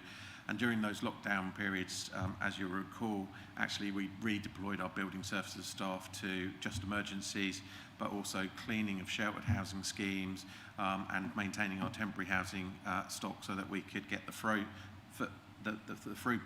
of people from hotels into temporary accommodation and then into our homes. As a result of some of those lockdowns, and as a result of more so prohibiting tenants from reporting repairs, what we've seen both us locally and nationally and regionally is this pent-up demand that's been caused by people unable to report repairs, have those repairs carried out, and also I think the reality that we'd all agree with in that we've all spent so much more time at home, so we've noticed those perhaps repairs that might go unnoticed, or we've been using our homes that much more than we would do traditionally in traditional terms. So we are playing catch up, and as a result of that, in terms of last year's or this current year's adverse variance, which will come to a close in March in terms of 21-22, we have had to rely on additional subcontractors to supplement our workforce and supplement that work. And it's clearly a balancing act because by employing subcontractors, you create more cost, but not by employing those subcontractors. You face disrepair claims where potentially there's compensation due to tenants, or void times become protracted. People are sitting in temporary accommodation longer, or members would be questioning the performance and challenging the length of time that properties remain empty. So it is continuously a balancing act. And one that we try and do most effectively, one of the benefits of using subcontractors is we use a schedule of rates, and thus we have a fixed price for a fixed type of repair, so we know what our costs will be going into that work. Thank you, Gavin. Have we got any more questions from Councillor Osborne? Yeah, thank you, Madam Chairman. I'm just looking at 4.7 under the COVID and up to 4.9 and the average cost of social housing. First of all, I'm very pleased to see that you have not evicted or taken any what it's on people that have either fallen in deficit or has a problem from the COVID situation. So I'm very pleased to see that. However, what I'd like to know is, you put down the average cost of social housing. Is that part on that social housing? Difficult for me to explain, but antisocial behaviour, does that reflect on the loss of or extra work involved? And how do you put that amount down? I have a couple of other questions, but I'll wait for that one. Thank you, Chair. Thank you, Councillor Osborne, for the question. The reality is that we have generic housing officers that manage the council tenancies that we have. We do have a specialist income team, and that income team are clearly going to be devoted to gaining income that we all need to spend in the HRA.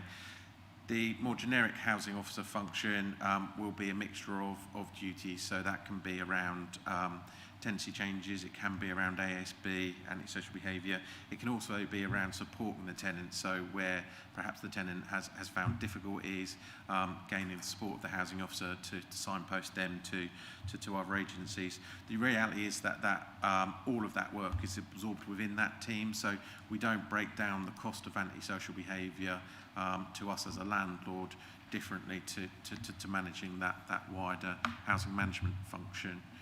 So I can't give you an estimate as to the cost of managing ASB. What I can point to is that through our consultation on the HRA business plan during the latter half of last year, we know that our tenants who responded in their droves actually didn't prioritise ASB as being one of the contributory factors as to how they live, their satisfaction of the landlord service or their satisfaction of the neighbourhoods that they live in. They prioritise more around cleanliness, car parking, etc. So we don't see that we've got a significant problem with ASB. Over the past 12 months, what we have been doing in conjunction with the whole organisation across the board is taking the learning from the recent Stella Maris report and looking at the way that we deliver antisocial behaviour services across the organisation, and that's included an action plan and new ways of working. So an example of that is a housing officer carrying out a risk assessment based on the level of risk to the alleged victim, so that we can manage, prioritise cases and look to resolve those cases where the highest risk is. Would you like to continue, Councillor Osborne? Yeah, thank you, Gavin, and I do appreciate all the work you've carried out over the years. As I've been an older member of the council, I do know what you've done, so thank you. But the other concern I've got is you put down other income, and no income has been received from the last 2 years for recovering legal costs. You know, you've reduced it, but does this impact on the costs that you are actually having to, by not getting this back? I mean, Babergh are going to be responsible for paying that monies out. If, as we said, we're talking about in Sudbury, I can definitely say that antisocial behaviour has cost a lot of money, particularly in areas where there's been fires, and unfortunately, Babergh have had to take the hit for that. And the other question was, can you tell me what the renewable heat source has done to help the council in terms of the renewable heat incentive? And what type of heating are you putting in as renewable heat? Thank you. Thank you, Madam Chairman. Thank you, Chair, and thank you, Councillor Osborne. Hopefully I've understood the question. Apologies if I haven't. I'm happy for you to advise me again. In terms of other income, what that's referring to in terms of recovering legal costs, yes, there will naturally be times when we look to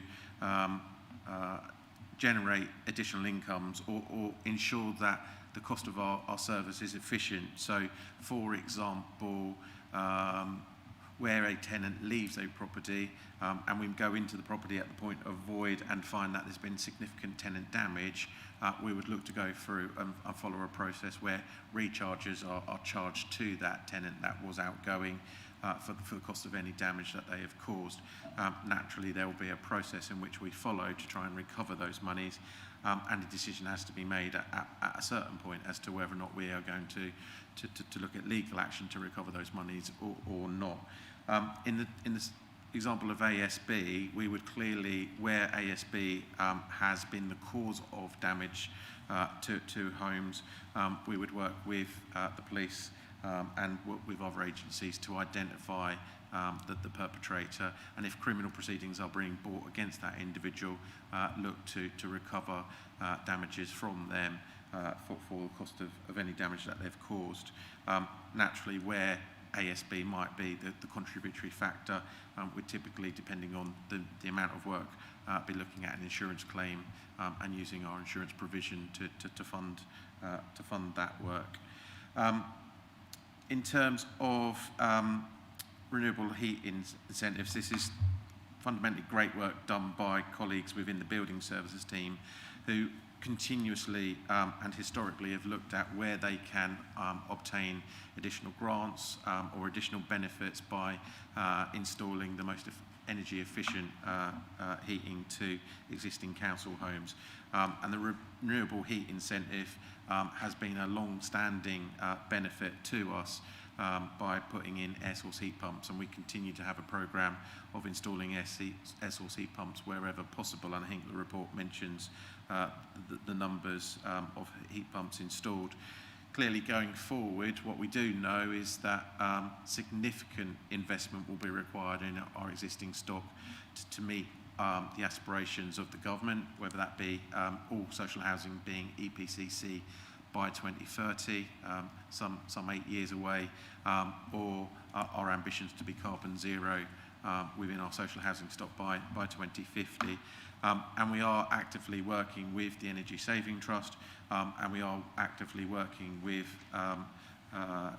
colleagues across the county to ensure that we're well placed to attract any grant monies that are available through, for example, the Social Housing Decarbonisation Programme, so that the total burden, the total cost isn't having to be burdened by tenants, but actually we receive as much grant as possible. Another question, Councillor Osborne. Thank you, Madam Chairman. Also, I'm pleased to see that temporary housing for either homeless or areas where they haven't been able to get a property, and the reason for that is that obviously hotels, etc., do cost a lot of money to house these unfortunate residents. Do we, in fact, have a stock where we would not have to be able to use hotels, etc.? I mean, I know there's been a lot of work carried out on this, and it's definitely improved it. So does your figures show that the improvement in getting housing for social housing for residents or homelessness, has that been a benefit to Babergh itself in terms of the budget? Thank you. Thank you, Councillor Osborne. I think where the budget paper is referring to is HRA assets that are owned by the HRA but are being used for the purposes of providing temporary accommodation to those that are homeless, and we continually, as officers, look at our stock profile, look at the opportunities which lend themselves to using accommodation for different reasons and different priorities. Clearly, there's always going to be a balancing act between those on the housing register and those in most need. But for example, some of our stock, depending on the type of property, its location, our long-term plans for that property, we might work with the temporary accommodation team and use it as temporary accommodation. We have got units that we use for domestic abuse and being able to house victims of domestic abuse at short notice. And we also work with Suffolk County Council to identify properties that we could lease to the county for the provision of children and young people or adult and community services, where, for example, a property might be leased to enable care leavers to enjoy their own independent accommodation. So our stock is used for a different variety of different purposes.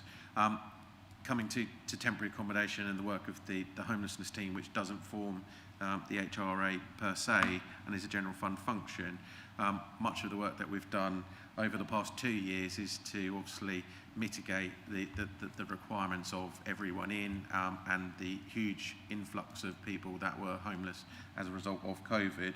Whilst there was a dependency on hotels initially, actually we've been able to reduce that Yes, we do from time to time use bed and breakfast accommodation in Ipswich where necessary, but we always use that as a last resort.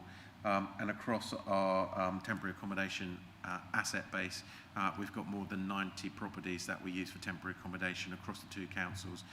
They will be a mixture of HRA assets. They'll also be a mixture of general fund assets. And for example, we also lease properties from, for example, in Hadley, the local church. And you'll be aware that in recent years we've also purchased new accommodation such as the foyer in Stowmarket, and we're flexible in that temporary accommodation is used across the two councils. It's not designated to Babergh homeless or mid-Suffolk homeless. It's about making best use of the accommodation that we've got. And the work that we've been doing with DLUC, the Department of Levelling Up Homes and Communities, we've been able to evidence that actually the length of time people are staying in bed and breakfast accommodation is continuing to reduce, and I'm pleased to say be less than the government targets in terms of, for example, a family being bed and breakfast for no more than 6 weeks, and we're achieving those targets on an ongoing basis. Yes, Ken. Yeah, thank you for that, Gavin. I'm very appreciative of all of that you've done. But the $1,000 question is that making a budget a loss? Not a loss, but we're not using so much money as we used to on those sort of properties where we've had to have bed and breakfast. So if that is the case, I'm very pleased. I'd just like to thank you again for your answers for those, and I'll possibly might get it in the neck from the Cabinet Member for Housing. Thank you.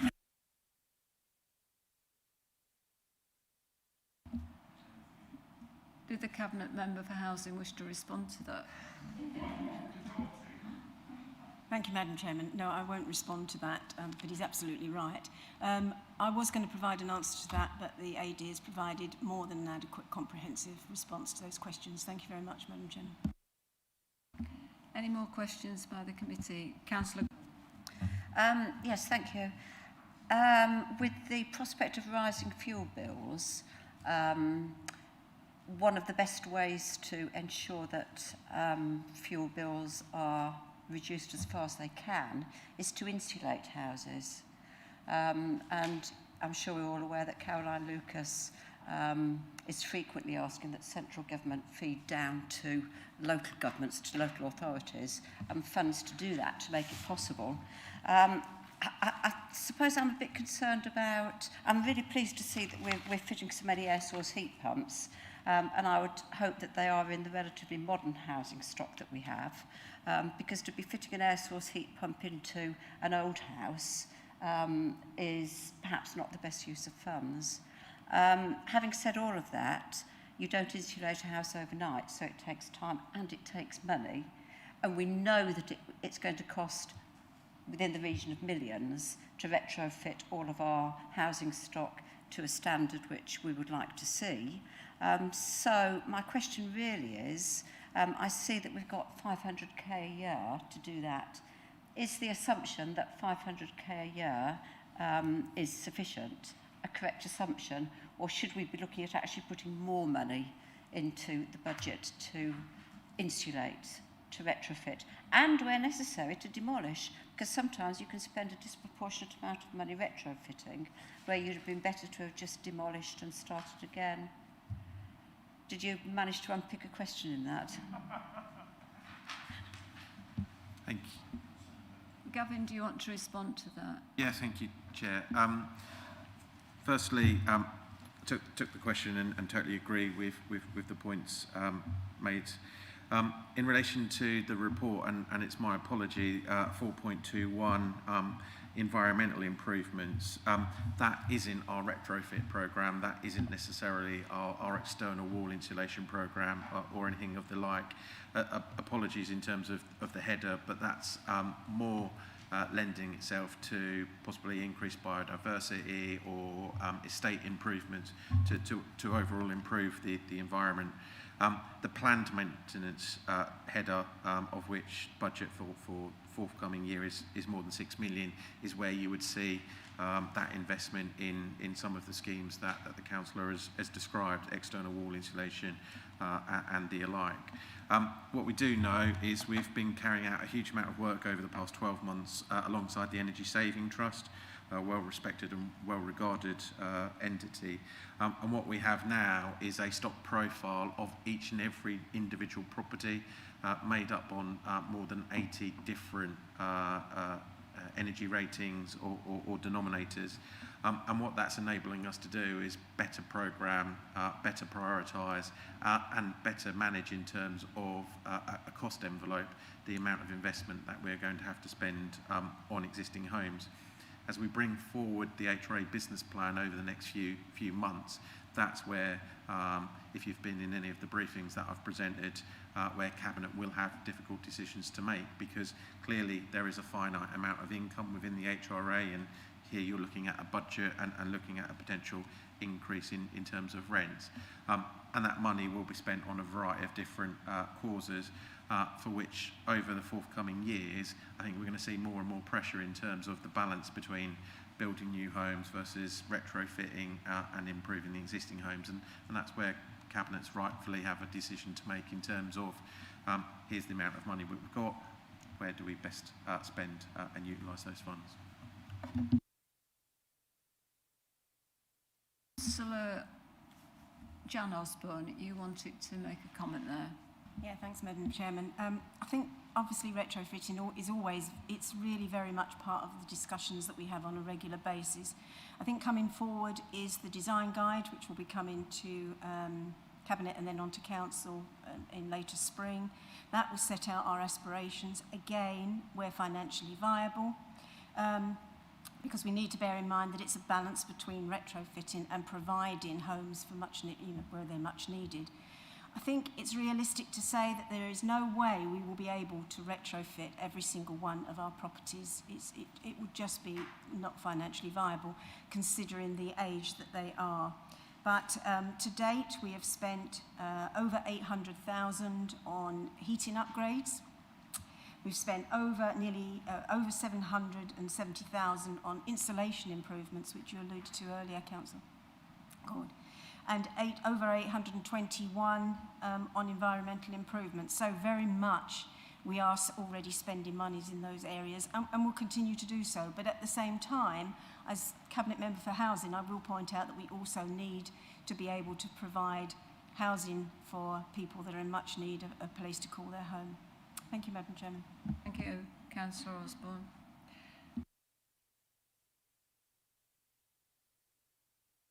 I've got one question, and I'm going to address it to Catherine, actually.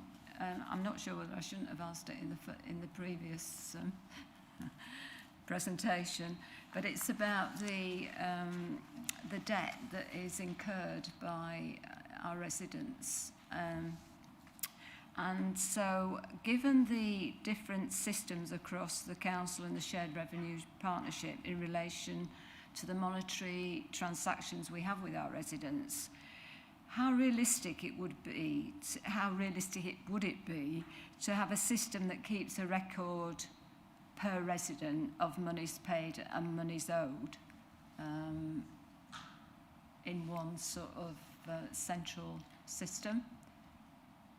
Because I understand at the moment it's dealt with by two different systems, council tax and rent arrears.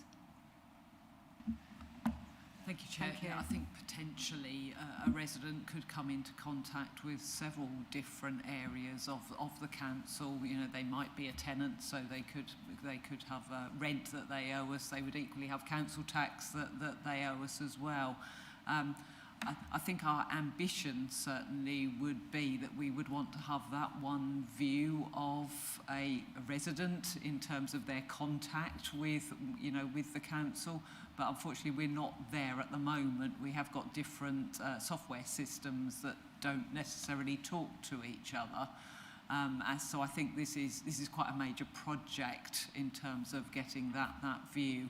And I think Assistant Director for Customers, that's certainly an ambition. But again, I think it's what's affordable again, and can we get to that place? But I know there are lots of conversations about our data and how we can better understand and share our data and perhaps get to the point, you know, where we have that one view of a resident. It's just, unfortunately, we can't at the moment do that. But yes, certainly would share the ambition to be able to do that from our residents' perspective, you know, so they just come to us and we have that picture of exactly which areas of our services that, you know, they have been in contact with and continue to be. Gavin, I'll come back to you. Councillor Osborne had her hand up first. Councillor Jan Osborne, thank you. Right, thank you, Madam Chairman. Catherine's absolutely right, but also in addition to that, I think we're restricted by government regulations in so much as when the rent benefit entitlement is provided, it's on a notification. When council tax benefit benefit is advised, that's also on a notification. At the moment, regulations do not permit, if I think I'm right in saying this, those two notifications to be put together as one outstanding debt, if you like. Certainly we can look at it, and I'm not sure if Catherine and Gavin have got anything to add to this. We can look at it as a project in the future to see how that we can overcome that.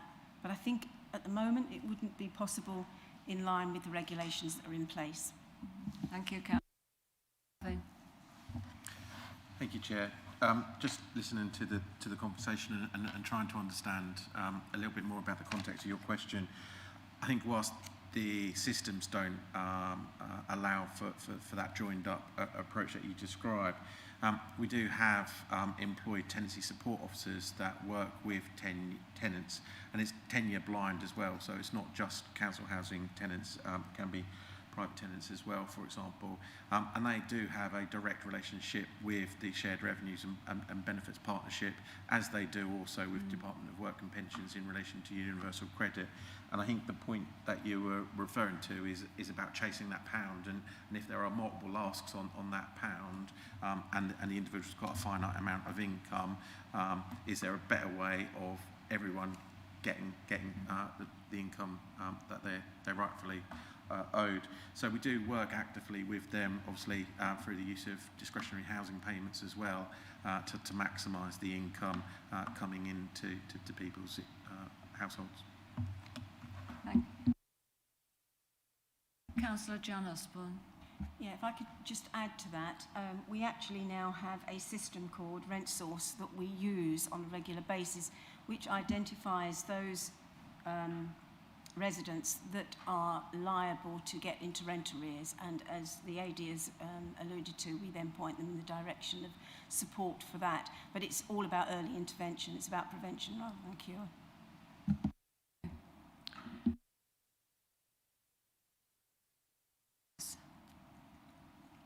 Can I just say thank you to, before we go into debate, thank you to Councillor Barrett and Catherine for their report, and thank you also to Gavin and his team for all the hard work that's gone on, recognising that the last 18 months have been very difficult, and especially for housing and all that goes with that, so thank you very much.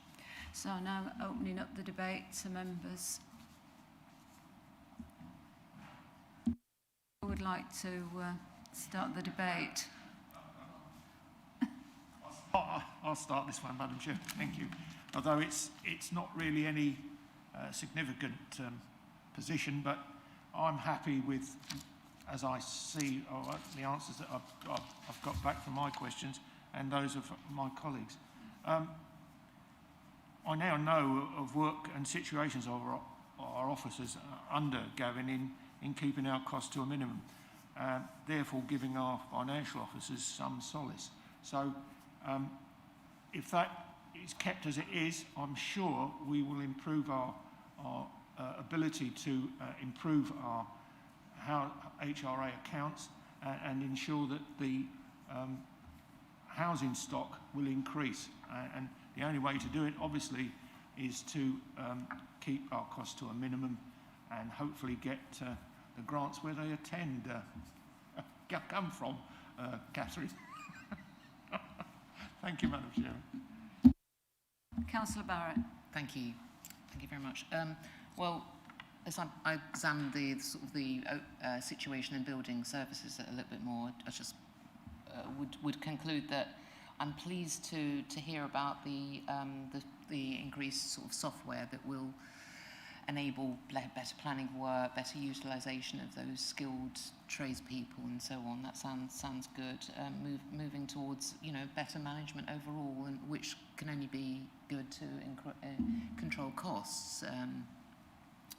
I suppose what we would want to see, therefore, then, is less use of subcontractors in the future, I guess that's really the conclusion that by having your review with your new managers to look at what's realistic and what the in-house can deliver, then hopefully you are then in that position where you are really cutting down on the subcontractors' use. So I don't know whether that's something we will then put into our recommendations, and I'm not quite clear whether if that goes through to any recommendations. So perhaps. The report is just for noting. Okay. If you wish to add a further recommendation. Well, I'm getting nods from Gavin about less subbies, so that's good. Gavin, do you want to come in on that? Thank you. I think what we could do through the development of the quarterly outturn report is provide some evidence through that report as to the use of external subcontractors and possibly profiling where we are using subcontractors and for what reasons, and overall the sort of trajectory really of use of subcontractors, if that would help. Would that be helpful for, as a committee, for us to have an information bulletin on that? I mean, how does, if we propose, say, an information bulletin, have we got any ideas how frequently that ought to be?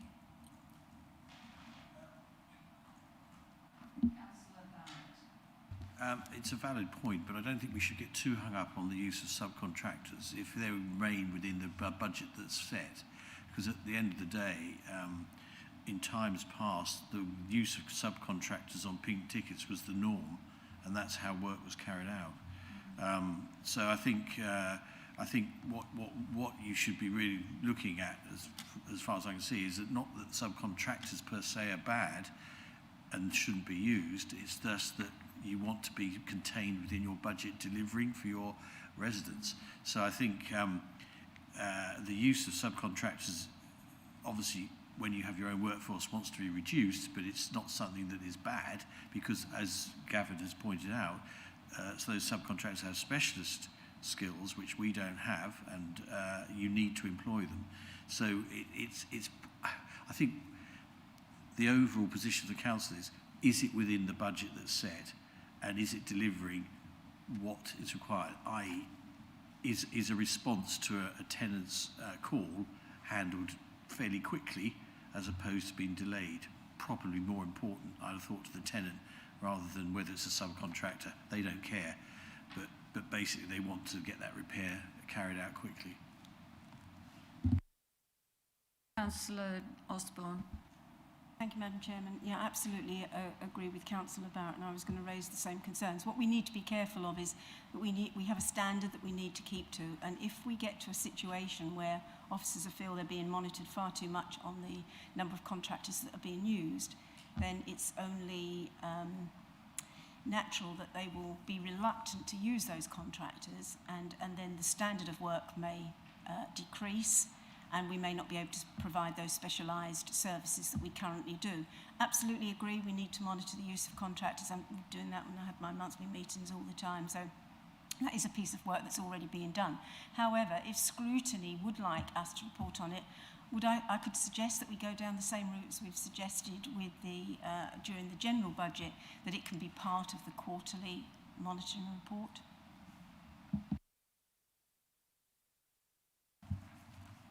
That would make sense to tie it in, wouldn't it? Can we put some, well, any more, I mean, we're still in debate, okay?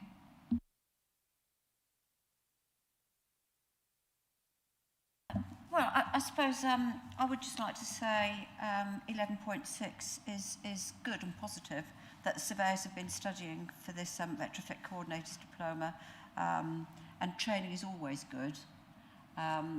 And I suppose I would just sort of wonder whether, I'm sure, Gavin, that you do keep an eye on any other training courses that might be there in terms of retrofitting. And just to say again that any money we spend on heating our houses, unless they're insulated, is not money well spent, really. So I take Councillor Jan Osborne's point that clearly we're not going to be able to retrofit every house in our housing stock, but money that goes into heating houses that aren't insulated, and it doesn't necessarily have to be cladding, you know, just extra loft insulation, you don't need me to tell you your job, but money that's going into houses that aren't insulated is potentially not a good use of our funds. Thank you, that's all. I was just going to add to the debate about the subcontractors. I think if I was somebody waiting for a repair to be done, I would be grateful for whoever came, and I would want the repair to be dealt with speedily, whether they were a subcontractor or employed by the council. So probably I disagree a bit. It doesn't concern me as much. But if we would like an additional piece to the report that we were talking about, Councillor Barrett, it was your idea, your proposal. I'm not against subcontractors, but I think, and there is a case, obviously there's a case for using subcontractors, isn't there? Without a doubt. But shouldn't they be within the anticipated costs for the year and not beyond that? That's the point, isn't it? They should be anticipated and understood and sort of contained to a degree. And so that's where we are, because we're examining this overspend that wasn't anticipated. And I'm just keen that we don't get into an overspend, really. That's where we haven't anticipated the use of subcontractors. We do anticipate the use of them, so we should be able to build that into a future budget.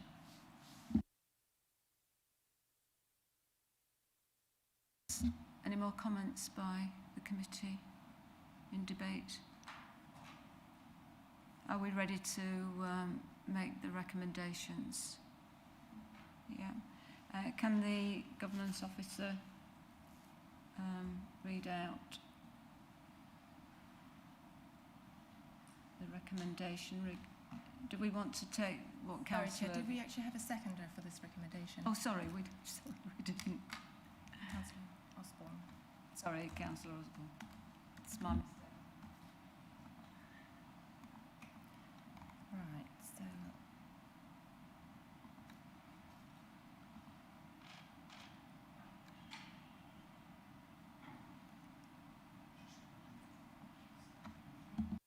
Right, Chair, so I have as 1.1 that the Overview and Scrutiny Committee notes the Housing Revenue Account 2022-23 and 4-year outlook, and that the Overview and Scrutiny Committee recommends that information about the use of subcontractors be included in the quarterly performance monitoring report.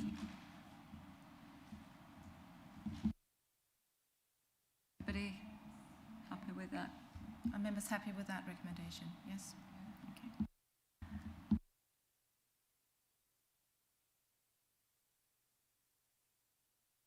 Electronic vote, please, the governance officer. Thank you, Chair. The vote is now in progress. Councillor Osborne, may I take your vote verbally, please?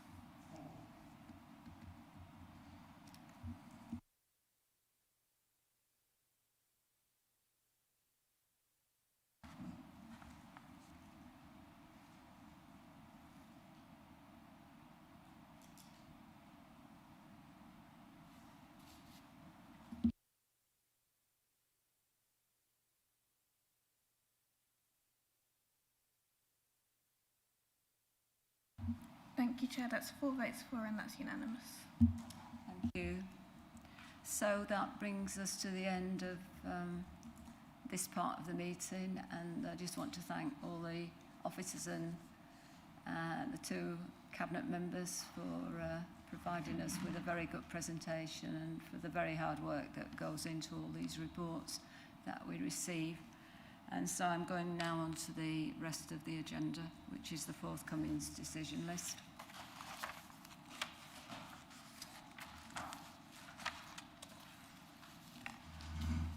Right. Any comments that members may have on the forthcoming decision list? Any comments on the forthcoming decisions list? It was quite lengthy, actually. It's a lot to read.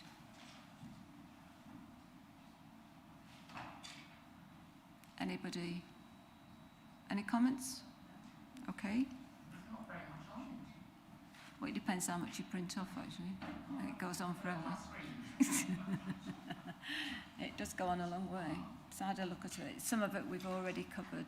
One we've already covered in that previous recommendation you made, Councillor Barrett. That's already covered, so I was happy with that. Thank you. No more comments, then the forthcoming decision list is for noting. So which takes us to item 9, which is the work plan for Babergh Overview and Scrutiny Committee. Any comments that members would like to make?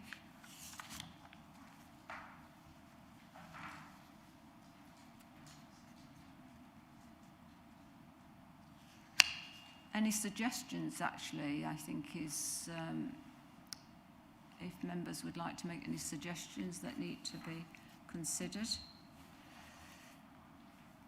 for the work plan.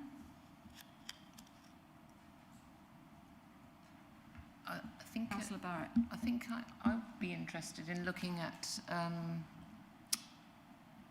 the accommodation, the accommodation here at Endeavour House, and whether we do give up some office space or on a permanent basis, or whether there is a case for holding fire on that.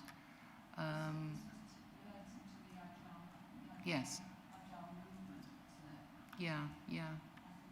Is that possible to Emily? Chair, there's a report coming to the Cabinet meeting on the 7th of February to have a look at the accommodation and agile strategy, specifically in relation to accommodation at Endeavour House. So unless you called an additional meeting of this committee, there's not the opportunity for pre-scrutiny at this stage. So because a decision will be made at that meeting. And once the decision is made, then there's no recourse to overview and scrutiny, is there? Following the decision, the only option is the call-in process, but the committee would need to believe that there'd been some error with the process. Okay, so it's not straightforward. Thank you. Anything else that members may wish to suggest? Councillor Osborne. It's not really a suggestion, Madam Chairman. It's a question of the joint working between Mid-Suffolk and ourselves. I take it for clarification that there are a number of issues that are coming up which will be joint. So I can't see any problems with what we are going to do as our own overview and scrutiny meeting. Thank you.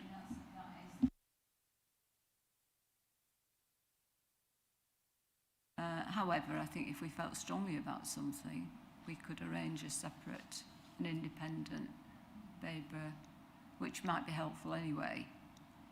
I think it's... Without any... with the greatest respect, I do find that our overview and scrutiny work that Babergh do does take on a different look when we've got joint meeting with Mid-Suffolk. and it does tend to throw some of our decisions out of the window. Thank you. Can I just go back, Councillor Osborne? Are you suggesting that we have more independent meetings for Babergh? On particular issues which are very important to Babergh, to scrutinise Babergh's works, yes, I think we should diversify and make sure that we don't get bogged down with mid-Suffolk work. Thank you. How would we manage that effectively then, Emily? Thank you, Chair. So at the moment you have a joint by default approach. So the meetings are intended to be joint, but we always hold separate meeting dates in the diary. So you've always got the option to actually say we're not going to meet jointly in any particular month and we're going to meet separately instead. Another option that I've been discussing with the chairs of the two overview and scrutiny committees is to hold simultaneous meetings rather than joint meetings.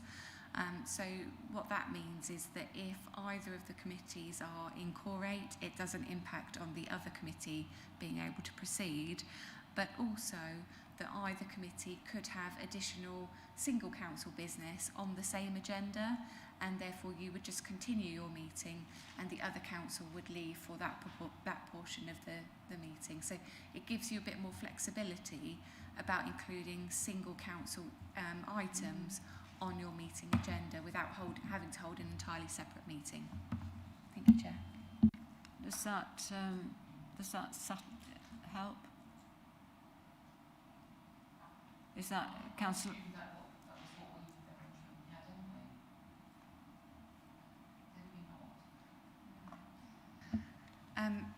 Chair, if I may, at the moment you have formal joint meetings, so there's a requirement for the meeting to be quorate from both committees, and you are only able to consider joint items at those meetings.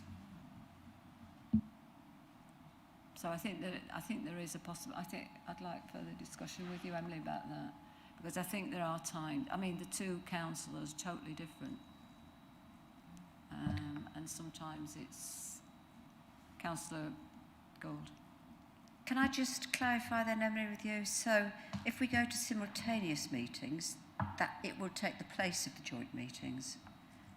So they will be called simultaneous. There'll be no requirement for each individual council to be quorate necessarily. And we could split off if there's any individual items at the end. So we ought to have simultaneous instead of joint. Yeah. Yes, that's exactly right. And for all intents and purposes, it would feel like a joint meeting because you would be debating items together and you'd hear the same presentation.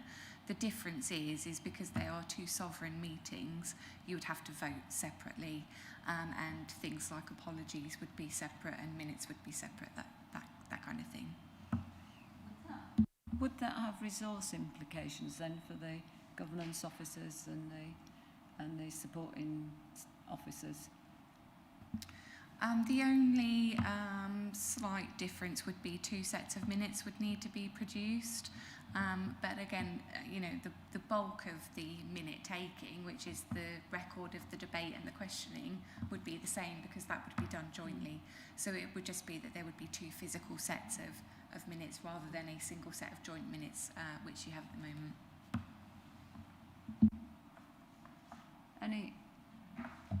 And if both councils had the need for a breakout meeting, if we both had our own individual items to discuss, would that give us a resource issue in that there's only one council chamber? Would it be okay for one council to go somewhere else? In that case, what we tend to do, this is similar to when we were operating simultaneous cabinet meetings, if you recall those. And what we tended to do there would be that if both councils had single council items, one council would do it at the start of the meeting, and then the other council members would join. Then we would move into the joint business, and then the other council would do their single item at the start. So it kind of top and tails the joint part of the meeting. It sounds complex and it can be a bit unwieldy, but when you get into the swing of it, it makes sense and it runs quite smoothly actually.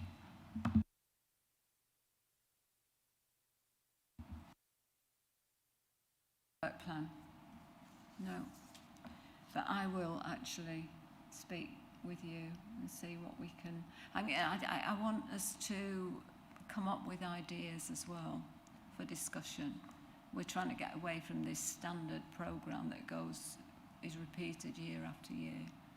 And in previous meetings, we've recognised that there's only two essential parts of the work plan that we're legally required to do, which is the budget and the community safety partnership.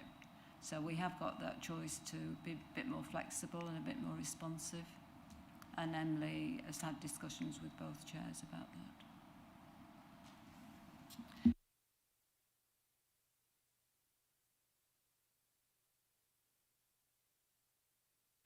I just want to thank everybody that's come today. Thank you, committee, for that was a long session, and I think it was a very useful discussion. Councillor Osborne. Thank you, Madam Chair. I'd just like to say thank you to you for chairing this meeting and the officers that are here to Absolutely. look at it. Thank you very much. And I'd like just to thank Bethany.